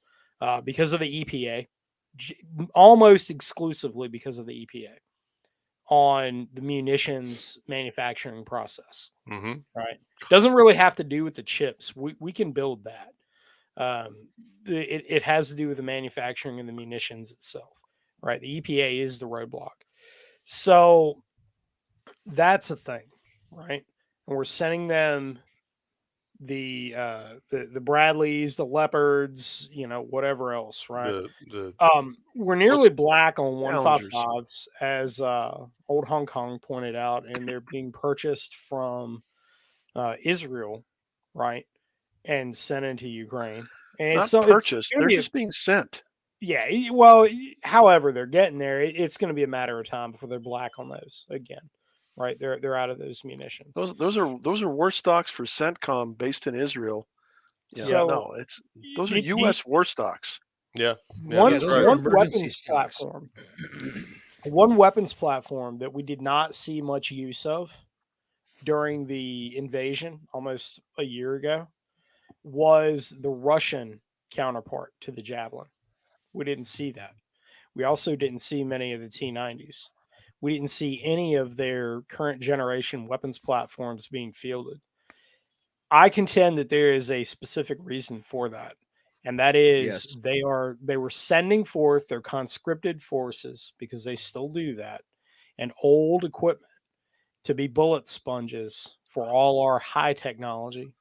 And once our high technology, and in their assessment, we did not have the manufacturing capability to sustain a protracted conflict like that. I believe, unfortunately, they've been proven right, and that the talking heads in DC and all the contractors, the Beltway bandits from General Dynamics and Raytheon and everybody else, right? They're now sitting on their hands because they're realizing that this is true, right?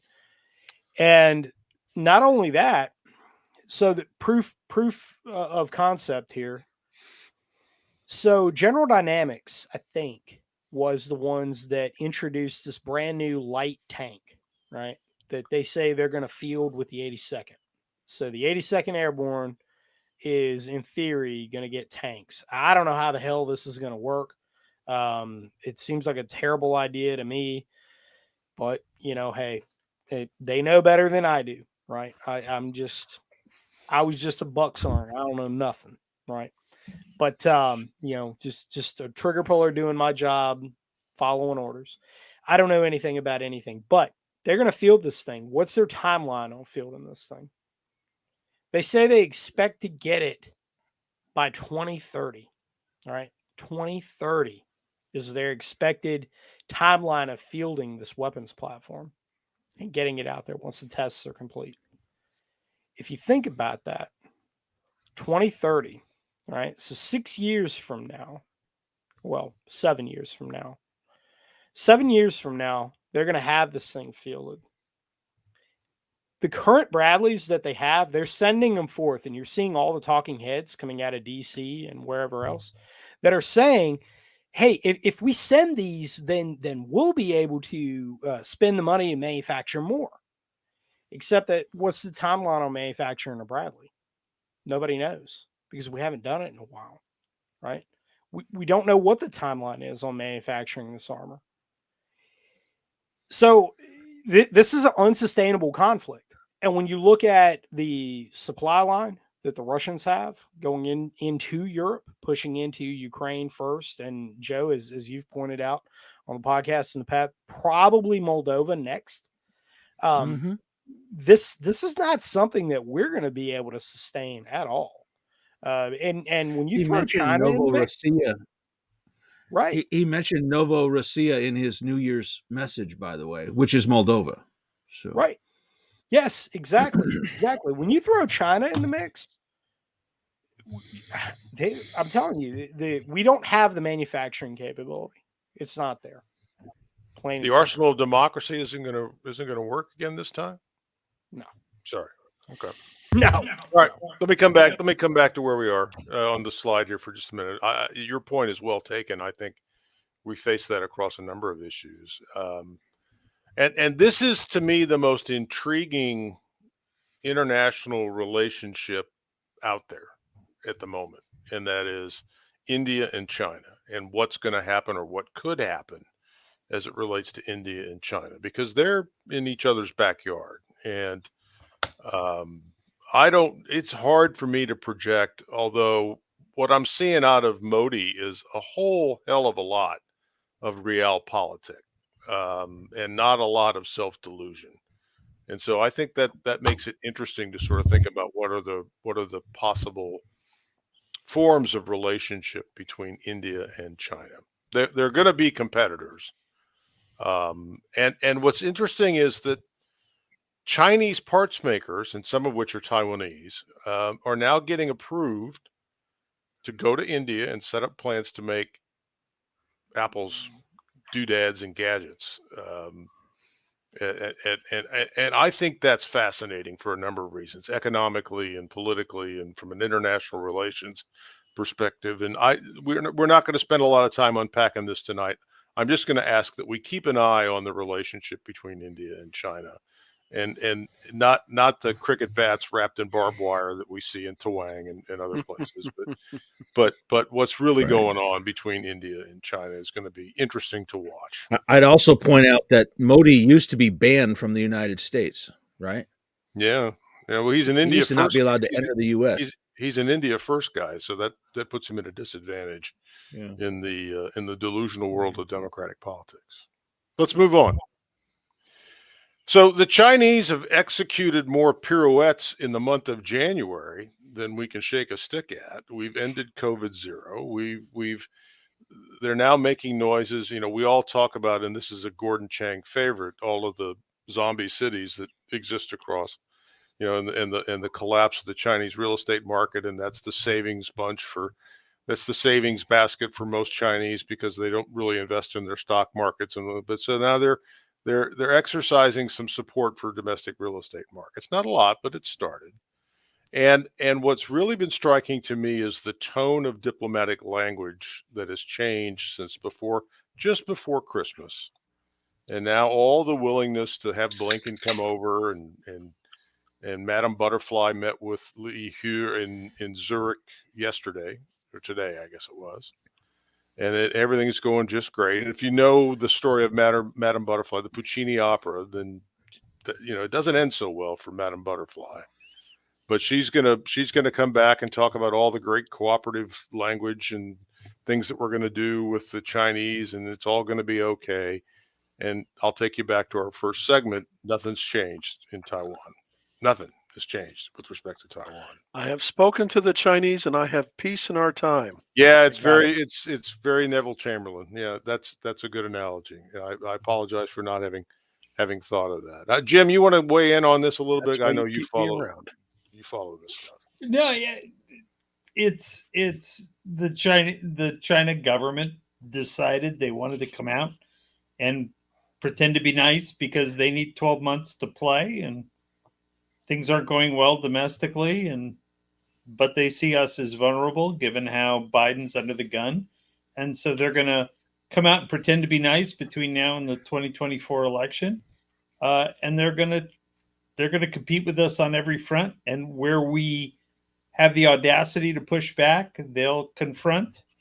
And India is a good example. I mean, they'll push on India very very hard, but they're going to be everywhere.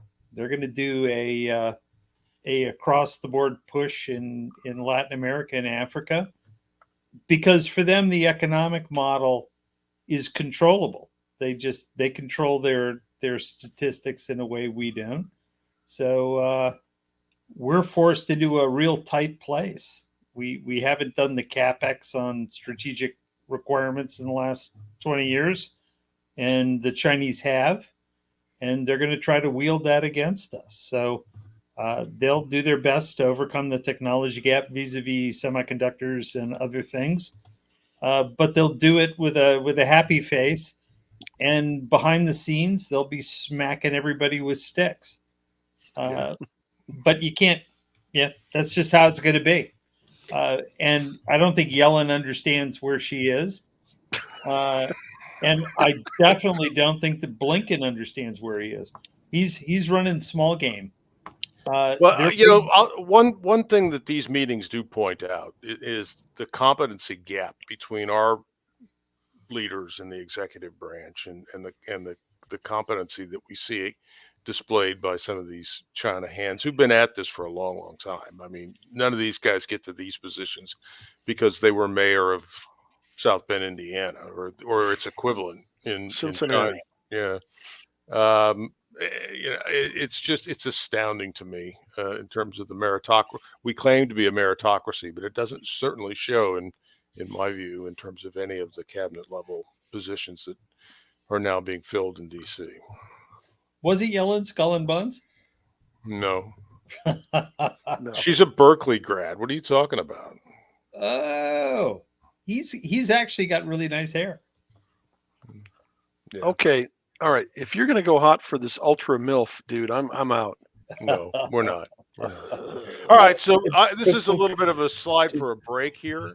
So a little before you Yeah, move go ahead. on, Stan. Yeah. So in the last year, we heard, the Chinese, COVID zero kind of thing, as a policy to nip this thing in the bud, I guess, even though they created it.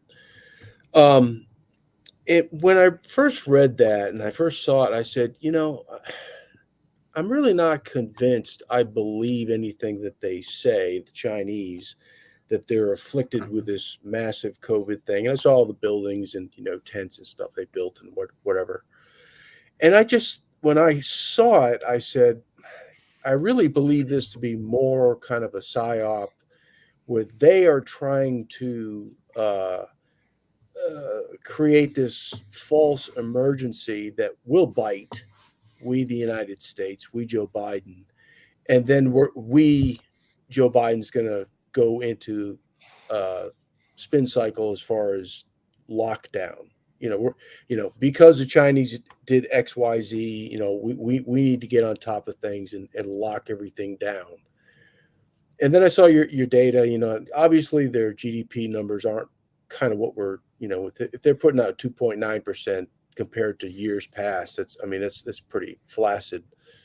But did anyone really believe their COVID story and kind of have the same, dark fantasy that I just shared? That they're just trying to goad us into locking the country down again.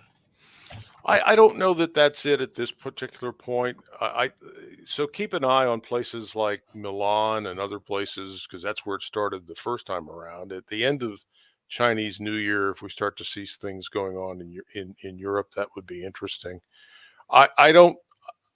I have a different take on this, Mike, and that is I think they used COVID zero as a crowd control methodology. Number one. And I think that they did that because they made a conscious decision not to utilize, and still to this day, will not utilize any of the mRNA vaccines on the Chinese population. And if you want to know why they're concerned about that, I'll take you back to the demographic curve with respect to what's going on in their population. I think that they know what we won't say about the multiple adverse impacts of the mRNA vaccines, both Pfizer and Moderna, and they don't want that stuff in the gene pool over there.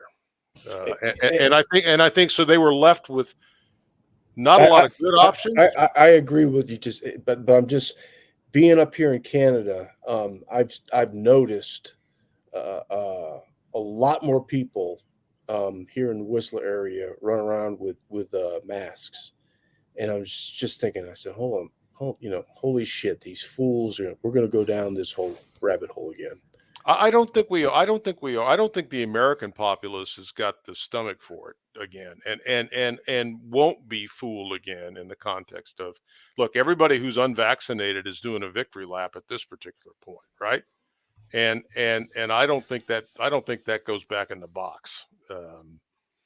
I saw the Moderna chairman today talking about the combination flu and COVID booster vaccine also cures, tooth decay and some other aspects that whatever they can lump onto this thing in terms of the claims. And I don't think anybody's buying that except the people at Davos where he was speaking. And I watched David Weston, okay, former ABC corporate counsel, not a dumb guy, but he's at Bloomberg now, so he's got to toe the line. That son of a bitch has had 4 booster shots and admitted it, like, proudly, like, I'm, all this sort of stuff. Yeah, exactly. So because they know they're going to be part of the club if they do. Yeah, But going back to the slides on China, Yep. just some broad observations. Say like the India thing. Well, hell yeah, keep an eye on them. Just because recall, it was not that long ago that India and Russia were making fantastic deals as far as oil exchanges.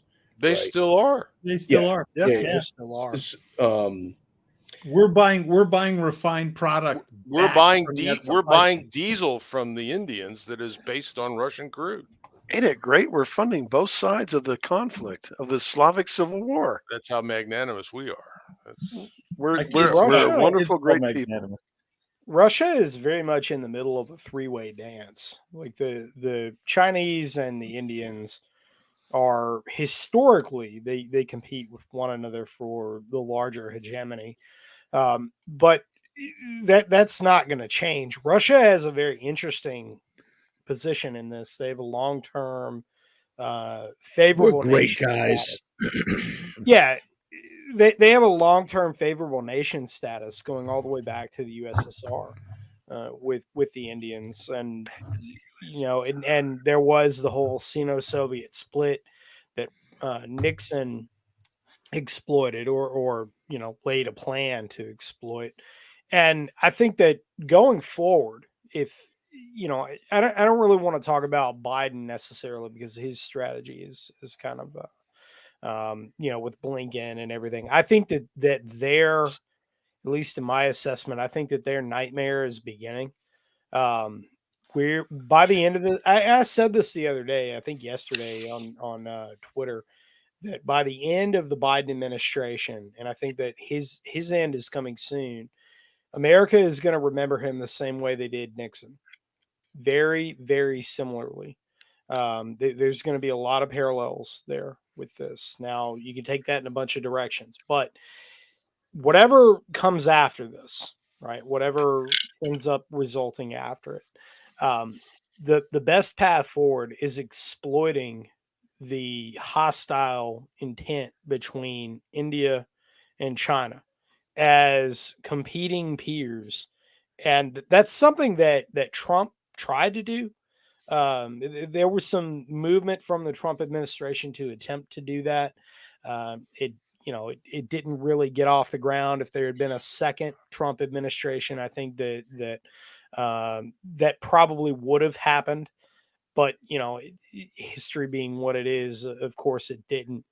But Russia finds itself in between having to be friendly with the Chinese really out of necessity, not just because they're a neighbor, but because they're very explicitly against the hegemony of the US dollar.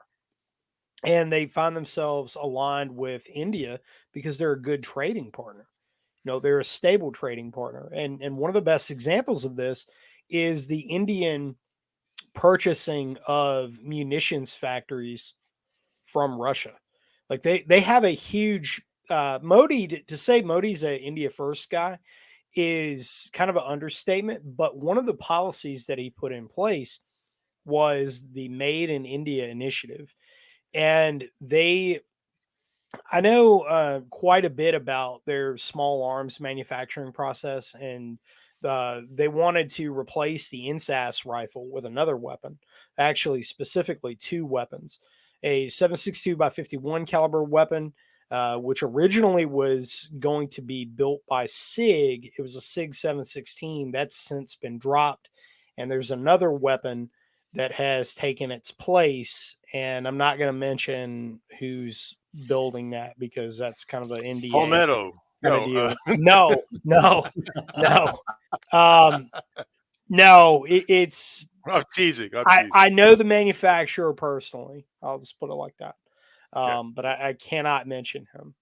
But he has strong ties in that country. We'll just put it like that.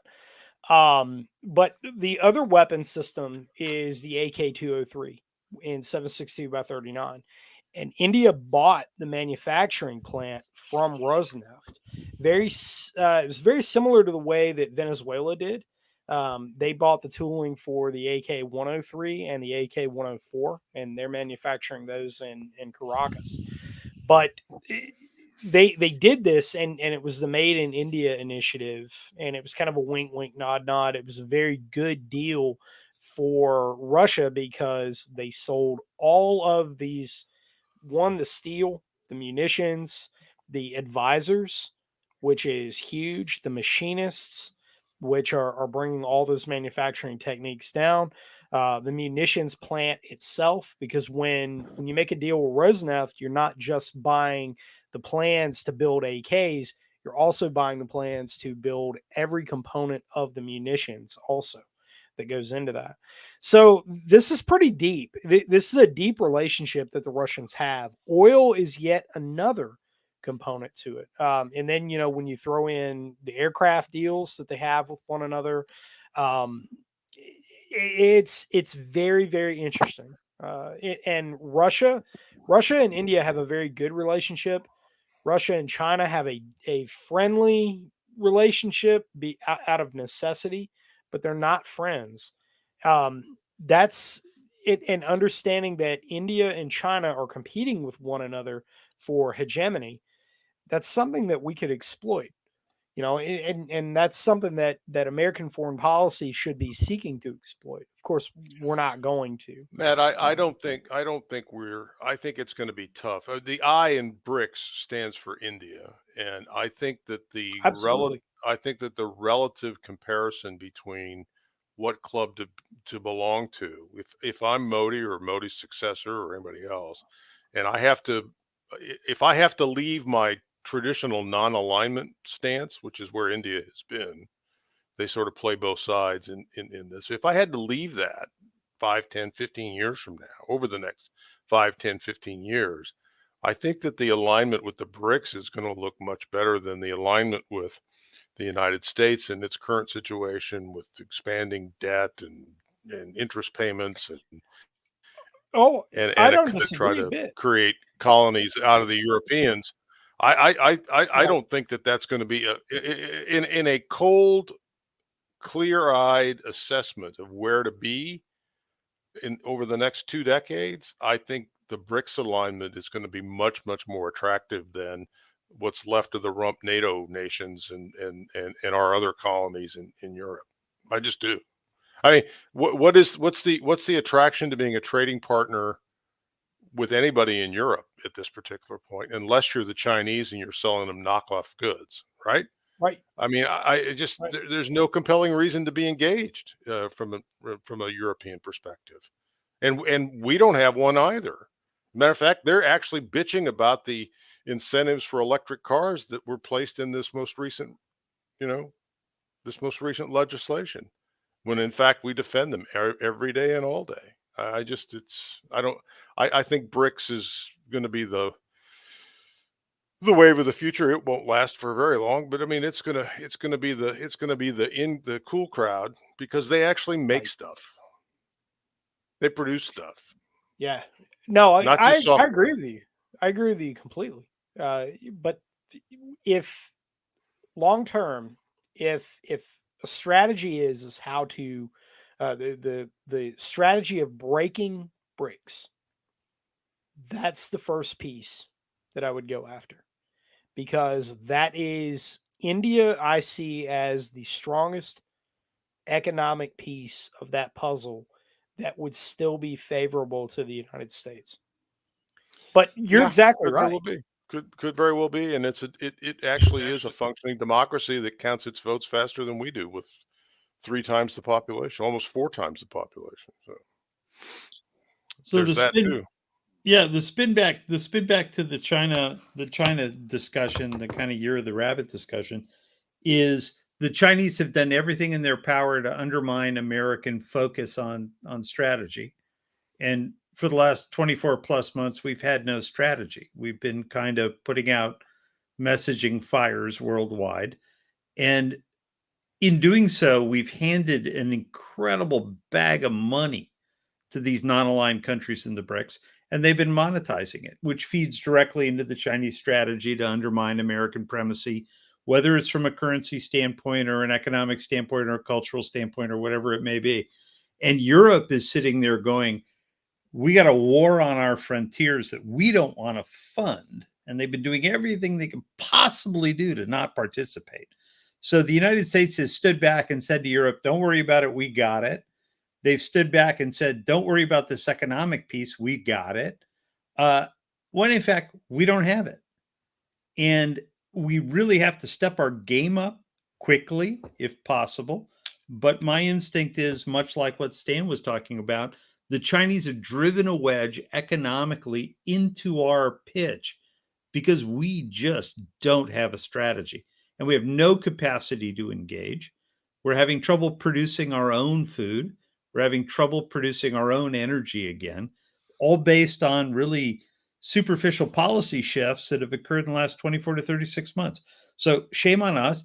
We need to up the game real simple, real quick, or China's going to have primacy within this non-aligned world that's being discussed. And Matt's right on.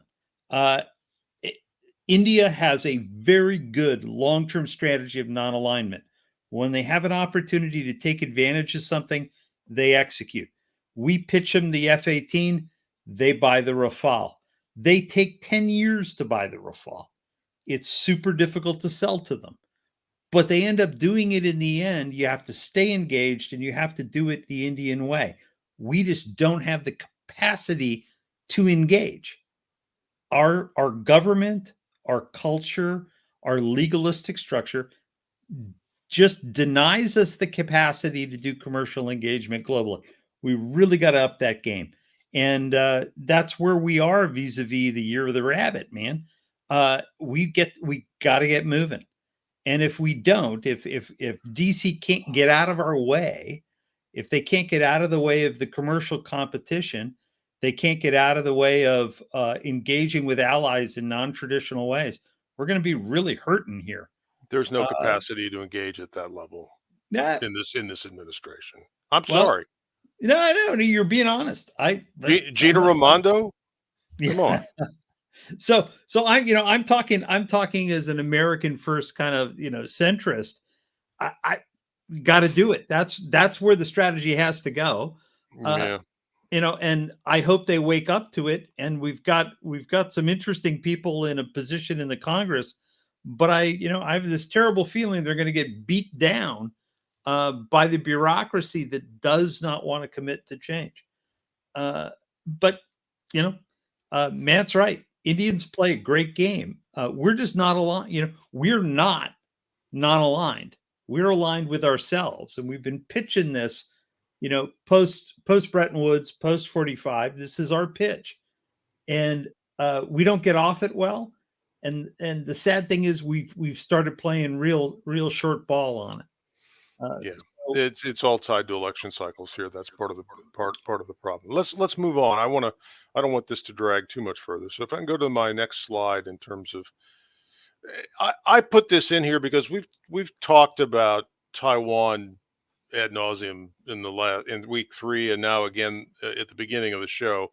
But I'll tell you what's compelling to me, and this is an article that just came out in USNI, U.S. Naval Institute magazine, I guess it is. And this really speaks to that sort of gray grip and release strategy for the PLAN. And this is the most recent data I could find on this. And I would commend you to go to this article at USNI. I guess it's gov or org or something. You just type in USNI, you'll get to it, and you can go to the website and find this. It's top of the table. And this is a Commander Michael Dahm. I don't know him, don't know anything about him, but I was thankful for the graphics here because this shows the progression of carrier activity in and around Taiwan since May of last year through December of this year, and some of this they speak to in an addendum that's going on in January. And I think what I would point out to you, and I think many of us heard the rumblings of this when it occurred, in the right-hand photograph, if you look at the distance between carrier operations on Christmas Day and Guam, that's new. That's the new news, guys, in terms of, and this that's what jumped out at me.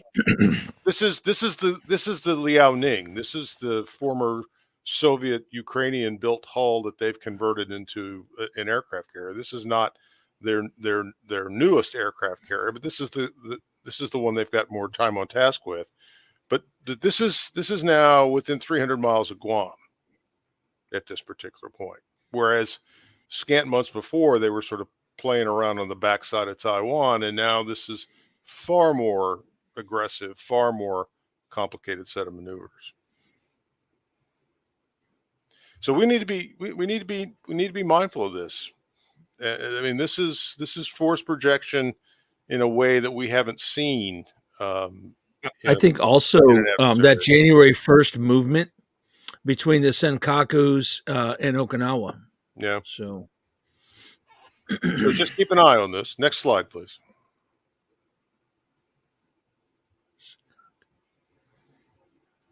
Hold still. Petro Yuan, we've talked about this. What I highlighted here is the thing that I think is probably most important about this, because most people just talk about Petro Yuan and the Saudis will take it. And nobody gets into the reasons as to why the Saudis will take it and why it may be more advantageous than the continued use of the dollar. And there's an aspect of this that I say every time we get on this, I'll say it again. This is not going to happen overnight, but the movement is now inexorable towards a competing currency on the world stage. And this particular piece, and this is BNP Paribas, which is the largest French bank. It's a research piece that they published, and they're convinced, as am I, that this is going to be a gold-backed currency. If not gold, then perhaps a currency basket or a commodity basket that backs this, because it also plays well with the Russians if the Russians want to get involved in a more broad BRICS type currency. But the highlighted piece in the sentence that says, so it allows China to simultaneously retain control of its capital account and boost the internationalization of the renminbi. That's a key advantage in terms of driving the acceptance here. So I just think that, we've talked about this. We won't beat it to death here. But I think the wrinkle that you have to keep in the back of your mind is to look for this thing to be backed. And I don't mean like the gold backs that we talked about, but I mean, look for this to be sort of more substantive in nature than the increasingly fiat currency that we all trade in. Next slide. I don't know if any of you guys read Pepe Escobar. I do, just because it's like a palate cleanse. He's unabashedly sort of pro-Russian, pro-Chinese. But I think you need to expose yourself to his thinking from time to time, because it's a little bit of a counterpoint. And this was actually written. This was written a week or so ago, and he's positing, and if he's saying it, then he's getting it from people who are in the know to a degree, that Belt and Road is back. This is Belt and Road 2.0. We're going to fire up the Chinese diplomats to go out and complete the mission on Belt and Road. And I think we've talked enough about Belt and Road to sort of understand that. I'll just point to you that in the lower image, that's well into Europe. That rail line starts in Vienna, and it's not the Simplon Orient Express. But it's their ambition has not cooled, I don't think, in the context of what they're trying to achieve. Any comments? Any questions? The thing that most people don't understand is the short-term economics are not critical to the China economic machine, the Communist Party. When they decide to do something, they just go do it. And this goes back to what we were discussing earlier vis-a-vis China and COVID. Once they make a decision, they don't unwind it well, because it's a totalitarian centralized state. Once you give an instruction, convincing a local representative or the person sent on the mission that you've changed your mind, it can take a year, right? Well, it doesn't. We don't do much better. I mean, no, but they don't unwind strategy well. So once they get moving on something like this is going to be the next 24 months. It's not going to stop. And so I think a main difference with them, though, is the original premise is well thought out. So, well, you they mean what? not ready, fire, aim compared to us, Yeah, no doubt. And maybe local politics, or regional, their own politics give them pause to doubt some of their broader strategies. But this whole BRI thing, it's pretty been brilliant. around a while. It's been around. It's pretty brilliant. 2013. It would be a very foolish thing with the amount of money they've invested in it to throw away. So the question then, Mike, becomes, where does any one of us know that a U.S. or European company got in front of a Chinese BRI investment, let's say a port facility, and said, we're going to win that and compete? I can't think of an example of that, Jim. There ain't one. We have never competed. We've never gone to the game. They've been operating on their own without competition. So guess what the outcome is? Well, the outcome is the next couple slides, as we'll show you. Next slide. Latin America. And this is a really interesting piece, and this, again, is less than 2 weeks old. This is in the South China Morning Post, talking about the fact that ideologically, Latin America has made the switch, and that the Western model is on its keister, as you can see in the accompanying cartoon. And buddy, that there's nothing that's more apparent than that on a daily basis since the Brazilian election, since the 1st of January. Latin America is bringing out the welcome mat, and there is no impediment that I can see at this particular point to further economic hegemony of the Chinese in Latin America. And I'll define Latin America as Juarez to Tierra del Fuego. So that's Yeah. Maybe Denver. well, let's hope not. Yeah. If some had their way, yes. And as proof that they can walk and chew gum at the same time, the gentleman that you see on the left is the former ambassador to the United States. He's now the foreign minister of China. And one of the first trips he took in 2023 was a 5-nation tour to Africa. And Mike, I think in some of the research for Brian of War, you can speak to the level of investment that the Chinese have made in key infrastructure. We talked about it a couple of weeks ago, I think, here on the Privy Council, and it's not in esoteric sort of things. It's in bridges and railroads and mining and production sort of capacity. So here we are in Ethiopia, big stop, and by the way, if you think there's no leverage in terms of the dude on the right shaking hands with the dude on the left at the time that they're looking to restructure $13.7 billion in loans that China has made to them, if you think there's no leverage the Chinese can bring to bear on whatever path they want Ethiopia to take, and think about where Ethiopia is located for a minute, the Horn of Africa and all the things that sort of go along with that, that's probably not going to be a bad return on the fact that they've lent them $13.7 billion in the last 22 years. And interesting timing. So yeah, the conflict in Tigray is spinning down, and the Chinese had just completed It's a great place for a naval air station. They just completed their roll-on, roll-off capacity in Djibouti and have expanded their port facility. So, yeah, they don't change policy like this. And to go back to Jim's point, there is no competitor on the field at this particular point. Well, you talked about delusion earlier, Stan. We like to think we're great strategic thinkers now because we're going to roll out the internet throughout Africa.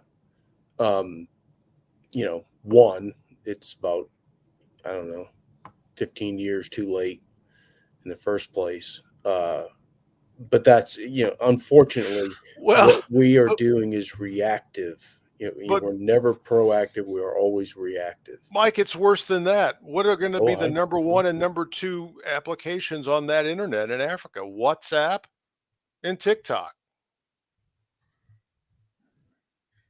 Thanks for the assist, right? Yeah, which will end up just make us look like fools. I mean, we'll look stupid in the process rather than building something of substance and helpful and that sort of thing. We've talked about it before. I don't need to drag it out.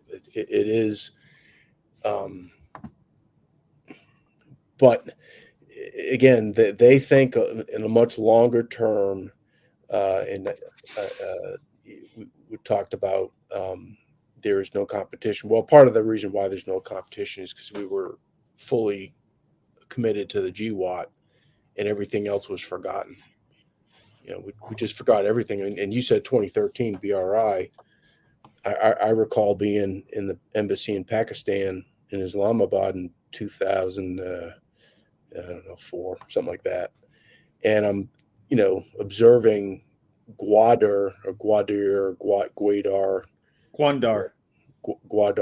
being built, and who the architect of that port was, China. Well, Pakistan's always had a head start because of the competition with India. So, right, but they were thinking in terms of, a BRI type architecture. Yeah. Piece by piece by piece. Even then, and not just thinking about it. They were putting money into it and doing it. So, I don't know. With all this conversation, what conclusion I come to is the United States has a lot of interest and wants and desires. But we're 31 or $2 trillion in debt at this point, and we've just got to make some decisions as to where we're going to put our money or where we're not. And I'll be honest, I don't see how on earth we can be dumping hundreds of billions of dollars into Ukraine and simultaneously thinking that we can somehow stop a lodgment, in Taiwan and all that sort of thing. You talk about delusion, Stan. Yeah. I don't know how you can't get there from here. That's because Janet Yellen, the modern monetary theorist from Berkeley, UC Berkeley, has whispered that into Joe Biden's ears that it's all possible, and we can do it. We can do it. So Mike, sorry, Stan. So Mike, Mike, what I would say is exactly what you're talking about. The words you used are why Xi Jinping came out of the gate in this new year, going into the rabbit, and said, we love everybody, we want to cooperate, and then tripled down on things like Guangdong Port and Belt and Road. And the Chinese see our vulnerability, and they've called us, and they're throwing money on the table saying, we're in, and we're not even going to show up again. You're not seeing Bechtel going to Pakistan and bidding on infrastructure projects, and we can get into that in another show, but it's too damn complicated for Bechtel to go pitch in Pakistan. We don't do it, right? And we're not going to pitch in Ethiopia. We're not going to pitch in Egypt, and we're not going to pitch in Sudan. We're not going to pitch in South Africa. We're not going to pitch in Western Africa. We're definitely not going to be pitching much in South America now. So guess what? You're right. Back to China's on its own. They've recognized it. We don't have the emotional capacity to go bid on these projects. Bad outcome, man. Okay, I don't speak up often, but I just have to speak on the irony and hilarity of you can't be isolationists. You have to interact with the rest of the world crowd, having backed us into a corner to the point where we're not even going to have trading partners. Well, no, we've proven you can be isolationist, but the outcome's not great. Well, you can become forced isolationists. You can become an isolationist whose only, as you said earlier, whose only relevance is the fact that we spend $800 billion a year on our military, and some people like to lease it out. So we're just not engaging. So we need a real policy shift.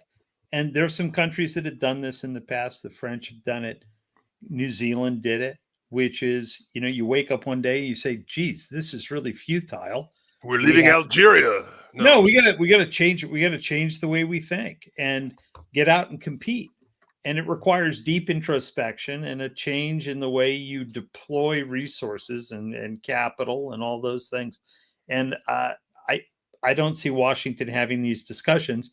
I see them fighting a war of attrition on themselves.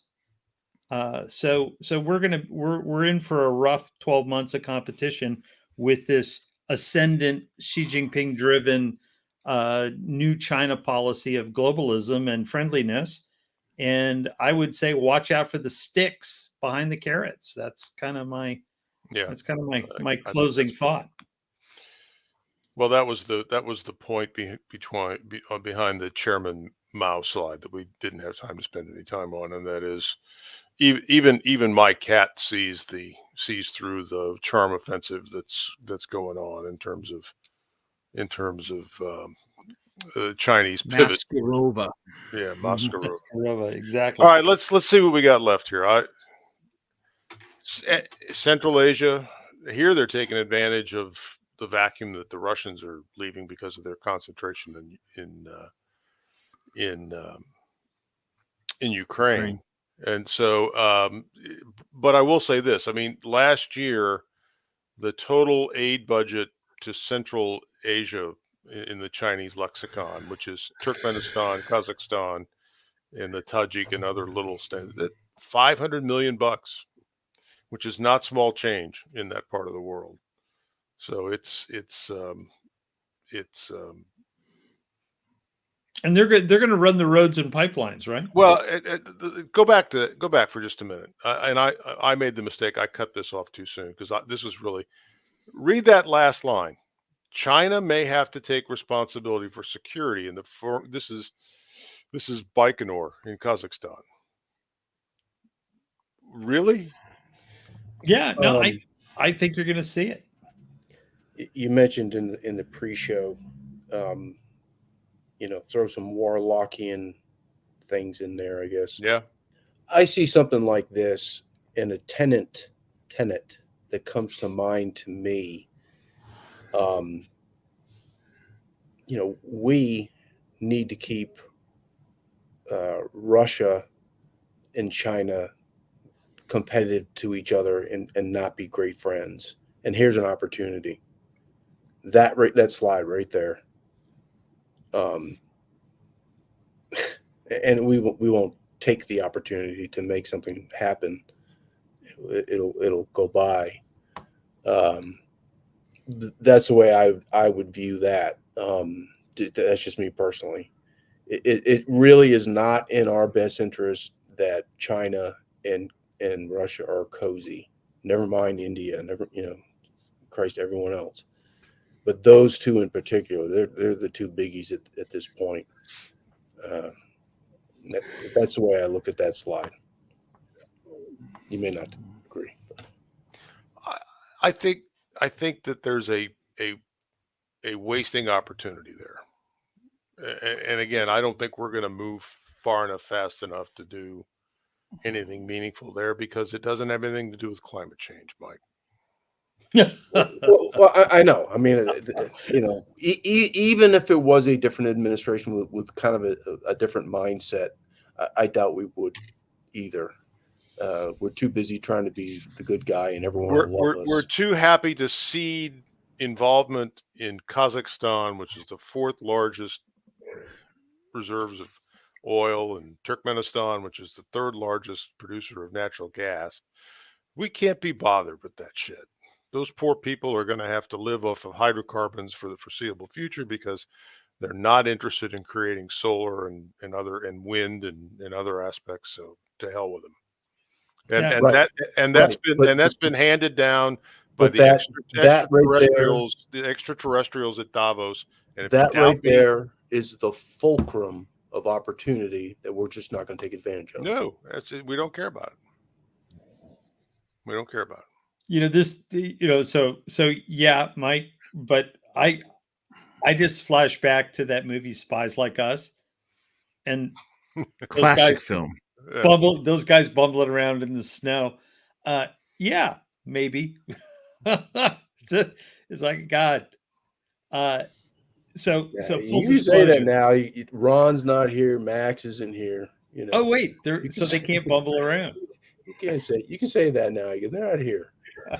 I'm just going to tell you, there are guys that could pull this off. There are guys. That could, yeah, I don't ask them. You got to ask them to do it, right? So we're not even asking the right questions. That's what I find just painfully obvious in our foreign policy. I would love to have the con for about a year. I really would. And I'd love to have the key. I'd love if you could make me warlock for a year, Mike, somehow, some way. I'd put some points on the board. I can tell you that. I know that for a fact. There certainly is, the slide deck that we've, just this one particular show has shown an awful lot of opportunity for that sort of thing. If you're a bastard like me, we need more of you. Yeah, I don't know. We don't graduate them anymore. But at the same time, I think we've talked about it. We also have to withdraw on a lot of different fronts and focus on like the southern border, a whole bunch of things. There's just a whole bunch of things. Yeah. It really is. Next slide. And I'm sorry Max isn't here for this because I would like to get his view on this. I was amazed at the détente that broke out with the Philippines. Whether it will last or not, I guess, remains an open question. But if you wanted to see genuflection from the Marcos family, and I never thought I would say that in the context of China, it happened, and it happened pretty quickly into 2023, where I think Marcos is working off of a Philippines first page relative to his interests in terms of maintaining his position in the Philippines and probably doing what's best for the Philippines in that regard. And that hurts. If you're an American and you know American history and you know the American involvement in the Philippines, that's a hard thing to say. That's a hard thing to sort of come to grips with in terms of what's likely to flow out of this, because the Chinese won't drop the ball on this. I said that about the Solomons too, right?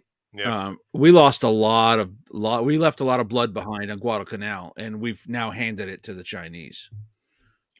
So Bong Bong is going to play this just like his predecessor because there's so much money at risk, and he'll play it better than Duarte. Oh no! Well, hopefully he plays it better towards us. I mean, we don't have a Ramos, so we don't have an insider in the game anymore in Manila. We had great relationships with the military. That's kind of dissolved away. I'm sure there's a pretty good SOCOM layer that relates to those guys well, but it's it's aged and a little bit less personal. But the Philippines is a good ally and a good close country. But he's going to play the economic game because of proximity and just the amount of Chinese capital that's gone into the Philippines and the large Philippine diaspora population. He can't get around it because of their alliances and their familial clan relationships into the Chinese society. That's just not going to go away. So predictable. Well, I think what's happening. I think what's happening. Yeah, but I think what's happening, Jim, and you talk about families and personal relationships and the way that this stuff moves in Asia, and I'm a firm believer in that. I think we lost Imelda, and I think that's you can joke all you want. I think we lost Imelda, and that's who Bong Bong's going to listen to on this going forward. Now, she's in her 90s. She's been around forever, but I can tell you that I can tell you that I know that she feels like the United States turned its back on the Philippines, and that conversation is 32 years old. But you still have her Ferragamo pumps, and she'll never forgive you. I didn't know. I have no interest in any of that sort of stuff.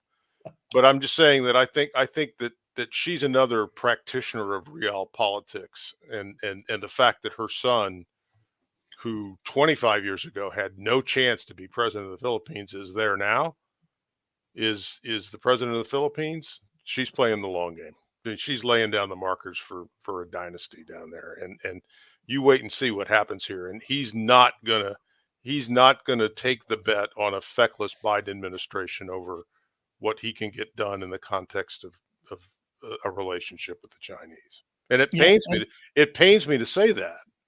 But I full agreement. True. But it's taken them 30 some years to get Ilocos Norte back on the power map because they were cut out, and they're back.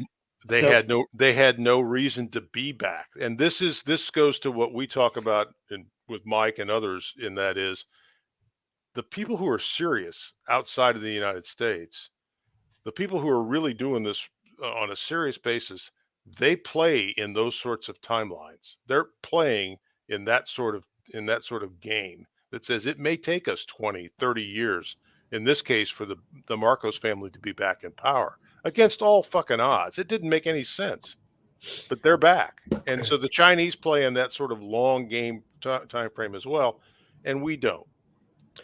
The timber Timbre, I guess. Mhm. Of the discussion has it's kind of depressing me. And I'm looking at some of the very well informed people in the chat. Well, I'm Corgi, Stoli the Wise. You know, America is becoming the national version of an incel.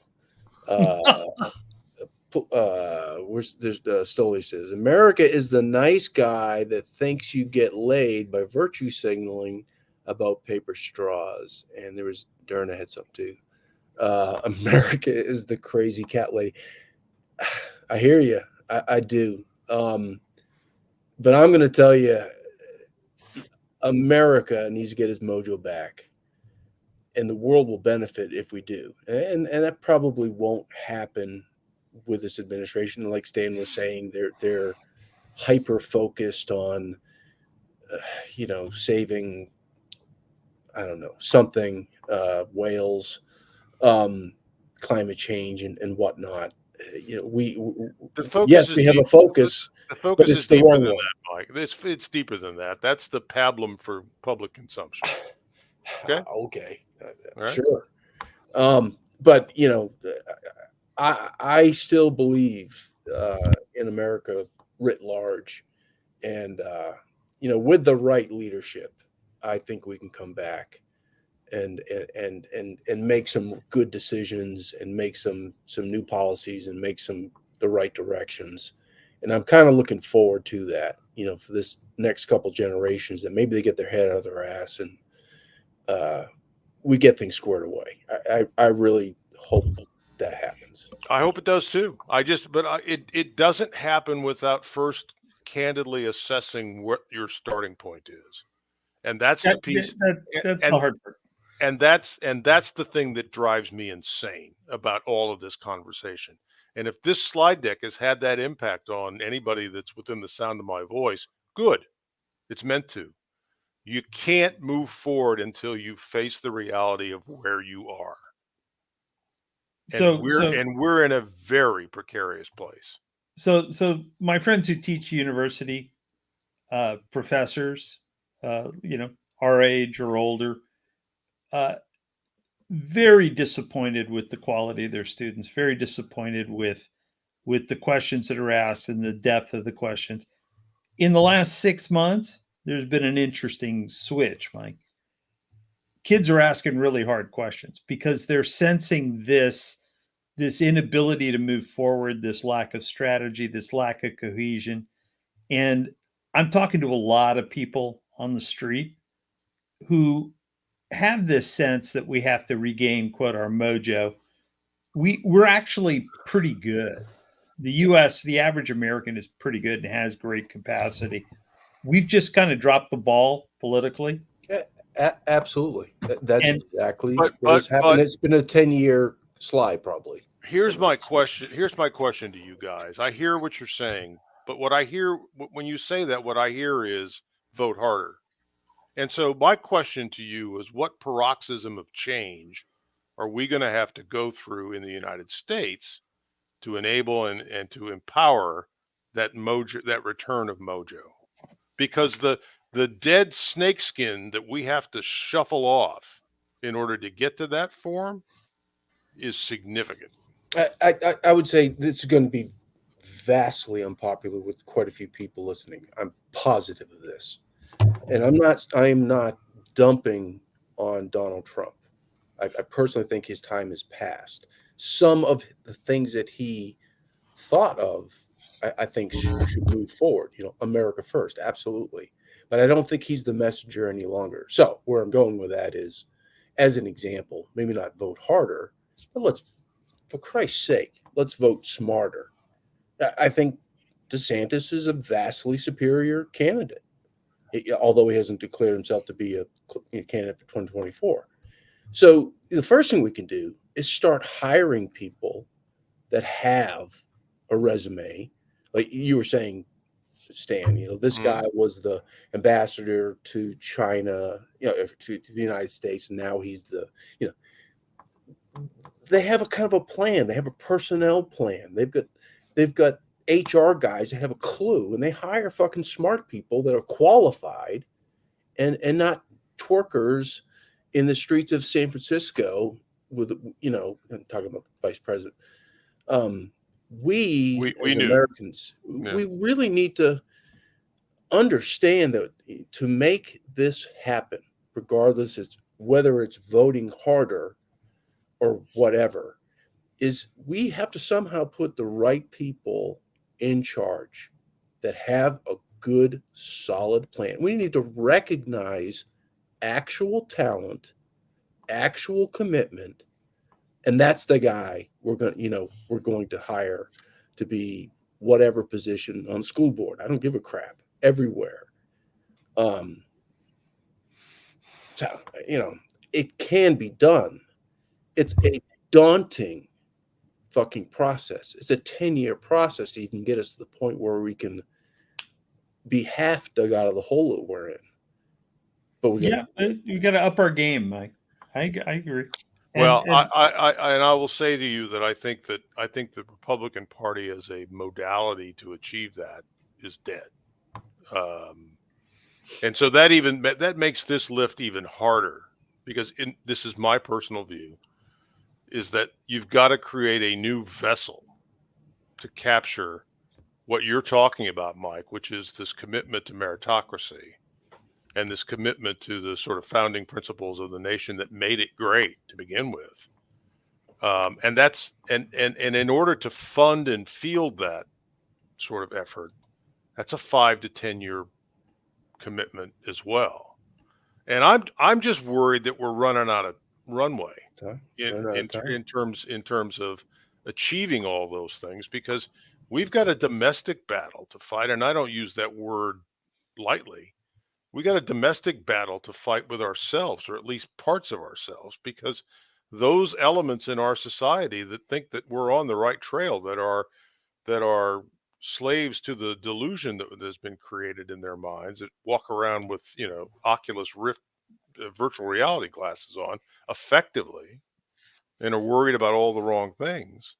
There's no reconciliation with those folks. There's no standing up at the Oxford Union like that Russian guy in the UK did the other day and making a coherent 9-minute argument. Okay, because those guys in the United States don't get to finish the argument. They get shouted down in the realms of academia today, or if they're allowed to speak at all. So the people standing, and this is a great show topic for another time. And I'm gonna draw a line under this, because I think people have got some other things to do. But let's hold that, because we have a domestic mandate, just like we have an international mandate on this discussion, and there's probably nothing more important to talk about than to talk about sort of what is the palliative plan to put the United States back on the track of being the United States again. And that's a topic that we ought to touch on in the not too distant future. But for now, I don't want to put my head down and run to the end of the tunnel, because it's depressing. But I do want to finish this, and then we can go on from there. So let's go. I think we got a couple slides left, and so this speaks to some of the desire to sort of play folks off one another. The Chinese, massive consumers of crude oil, massive consumers of food. The relationship with Russia is symbiotic for them at this point. It may not always be. Matter of fact, we'll touch on that in the Over the Horizon piece, but it works for both parties for now. So don't look for that to change in 2023. Next slide. Europe's on a leash. I don't think we need to beat this to death. Europe is feckless. It's rudderless. It's nothing more than a theme park for wealthy Chinese, who are now going to be going back to Europe in big swaths over the Lunar New Year and shortly thereafter. Next slide. Well, we're going to end this on a little bit of a light note. I'm supposed to tell you that we have a Chinese sponsor. We don't, but I do want Watcher to play this commercial. We want you to know we are not responsible for the content. We're not responsible for the content, but it does make me laugh. And it does give you a view on how the Chinese view themselves.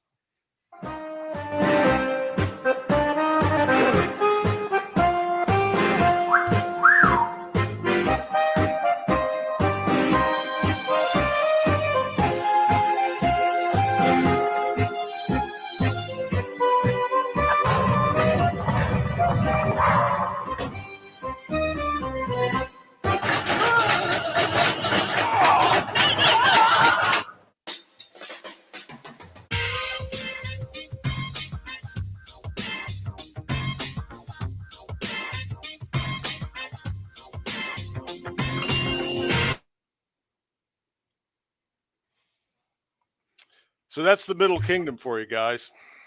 Oh boy. I thought it was a commentary on eating Tide Pods. That's part of that as well. But that's the global view from the Middle Kingdom.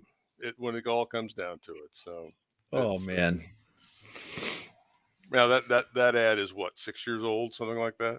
Yeah, it's been around a bit, but it's still funny. It is funny, and I need a laugh at the end of what we've just gone through. So maybe we just need to invent the right Tide Pod, Mike, to counteract all that stuff. Thank you all for taking the time to be with us this evening. We ran a little long again. I'm remiss in that regard, but I think it was time well spent, and I think we've also sort of framed out some other areas of conversation. If we flip to this last slide, this is also sort of interesting in the context of what may be going on. If you have it, you got one after this. So we were going to do Over the Horizon. This is an article you ought to read. If you can go to the UNZ review, written by a guy by the name of Mike Whitney. And he talks about, and what's really interesting about this is that he describes the hubris at work in our state and military departments and what's been there for a long period of time. And the notion that what this thing in Ukraine is really about, as Patrick Fox might say, is to break up Russia into its constituent parts. Somebody engaged with me on this in Twitter today and said, well, when this happens, where do the nuclear weapons go? And my answer is they stay where they are, because all of these people learned the lesson of Ukraine in '94. They're not giving up anything. So anyway, we will probably touch on this topic at some point in the not too distant future. But if you want to play, grand game of risk strategist, you can think about, how many armies you would put in each of these various areas in Russia and what that might mean and who might benefit from this. Anyhow, have a good evening. We'll be back next week. We'll be talking about emerging countries from a defense contractor perspective. And I think top of the table, the league tables there, Korea, Turkey, and Israel. But we've got a couple of up and comers as well. And how this plays into, what's interesting to me about this is not whether or not Turkey's or Korea's got a competent arms manufacturing industry, but what it speaks to in the context of the hegemony of the mega program in our defense strategy. Okay, so we don't do anything without spending billions and billions of dollars with 10, 12, 15-year provisioning cycles. And yet there's people doing stuff smart, fast, on time, cheap, reliable. And we're starting to lose sales to some of those folks, particularly the Koreans, in the context of some NATO allies. And so it's a little bit of a different lens on what it takes to fight the modern fight. And we'll get into that next week as we move through the calendar. Any recommendations, any suggestions, any topics that you'd like us to touch on in future shows, please reach out to us either individually or collectively. You can DM at MT Privy Council and leave it there. We'll see it. Or you can reach out to us individually. I'd like to thank everybody that was on the panel tonight, and thank everybody who was in the Rumble or Twitter or YouTube or wherever else we may be at this particular point. And thank you, Washer, for your help in organizing this. A lot of really good comments in the chat. in the comment section. By Yep. the way, a Yep. lot of really good stuff, people. Korea is becoming the Palmetto State. Excellent line. Yep. Yep. And with that, So before we leave, Matt, how was your conversation with those guys out at SHOT? Oh, with Palmetto State Armory. Yeah. Oh, it was great. Yeah, I talked to them and Primary Arms. And both of those podcasts are up, and they've had a very strong response. It's a couple thousand downloads a piece on those.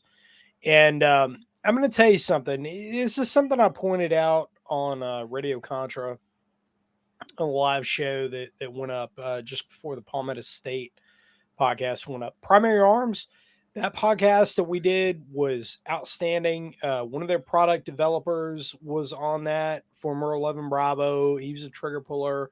Got dirt time in Iraq and Afghanistan, and we had a wonderful conversation. And that was a great podcast, talking about optics and arming the modern American rifleman and creating an enabler, and through optics and how you do that, which I think Palmetto State or Primary Arms rather is doing a wonderful, marvelous job of. The Palmetto State Armory podcast. So had the vice president of the company, the brother of the company owner, on, and their lead product developer was on as well. And so we talked a lot about the development of their Kalashnikovs, because the AK is such a interesting firearm for a lot of reasons. And, why did they choose to build here in America the most prolific firearm in the world? This is kind of interesting, and talked a lot about that. The AK, we talked about the AK 103K specifically, and interestingly enough, I want to point this out. That product was announced on the podcast, and the folding stock version of that was sold out within an hour of the podcast. I believe that. I believe that. That's, to me, that's insane. That's insane. I got an order in because I wanted one. So you knew a guy, right? Yeah. Well, they said on air, they said that this was a thing. And if you go back and you listen to that podcast, I was like, what? You guys are building that? That's incredible. I'm going to go buy one as soon as I get off the air. And I did. And then I went back because, other people were interested in it. And I was like, oh, crap. Well, you can get a fixed stock version, which is fine. I like folding stocks for a lot of reasons. Compactness. You can use them inside vehicles and whatnot. It's kind of a big advantage of the AK. I have to ask the one of question. them. I got you on this topic. Two things. Yeah. People in the chat are saying, "Wait a minute, where can we find these?" So for folks that aren't familiar with all of your outlets, can you tell them where they can hear this? Absolutely. So Radio Contra, if you want to go to the website, radiocontra.podbean.com. Of course, that domain is going to be changing before long. But on the Podbean app, you can find it. Spotify, you can find it. Apple Podcasts. I almost said iTunes, but Apple Podcasts. I'm on there as well. So any Google Podcasts, any of your major podcasting platforms, YouTube. YouTube gave me 2 strikes, so I kind of put the kibosh on that for a little while. And I discussed this with some folks earlier today, talking about why that was. So I don't want to get into that right now, but okay, but that's where folks can find it. Absolutely. Excellent. Absolutely. And what was PSI's response to the question of how do I mount one of their AKs in the sidecar of a Ural? Come on, you didn't forget me, did you? No, I didn't forget you. Forget you. So right. We didn't ask that on air. No, I didn't. I didn't expect you to. Off air. Yep. So the dimensions of the handguard that is on a certain suppressor ready GF3 model. Mm-hmm. That one has some specific dimensions, and the best bet on that is to get the U-shaped mount. There's a horseshoe mount that Mm-hmm. you can lay that in. The other thing is to get a pintle mount for a 240, and No, come there on. is no, That I'm was dead my serious. recommendation. I There's understand. I a understand 240 that. But I mean, Bravo. There is a but 240 but I Bravo. do. I want to take that thing into town from time to time, and I'm going to get a little bit of the the stink eye if I go driving around with the 240 mounted on it. Yeah, so, No. I didn't say the 240 machine gun. Oh. 240 pintle mount. okay. Pintle mount itself.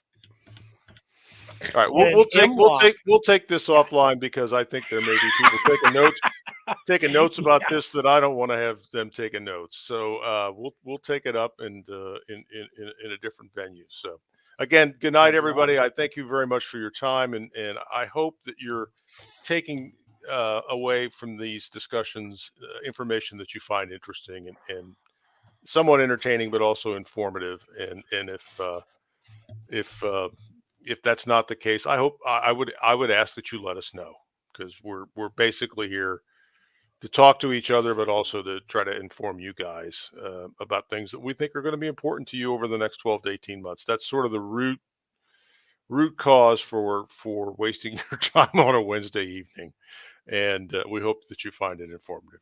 And with that, take us out, Watcher. Thanks.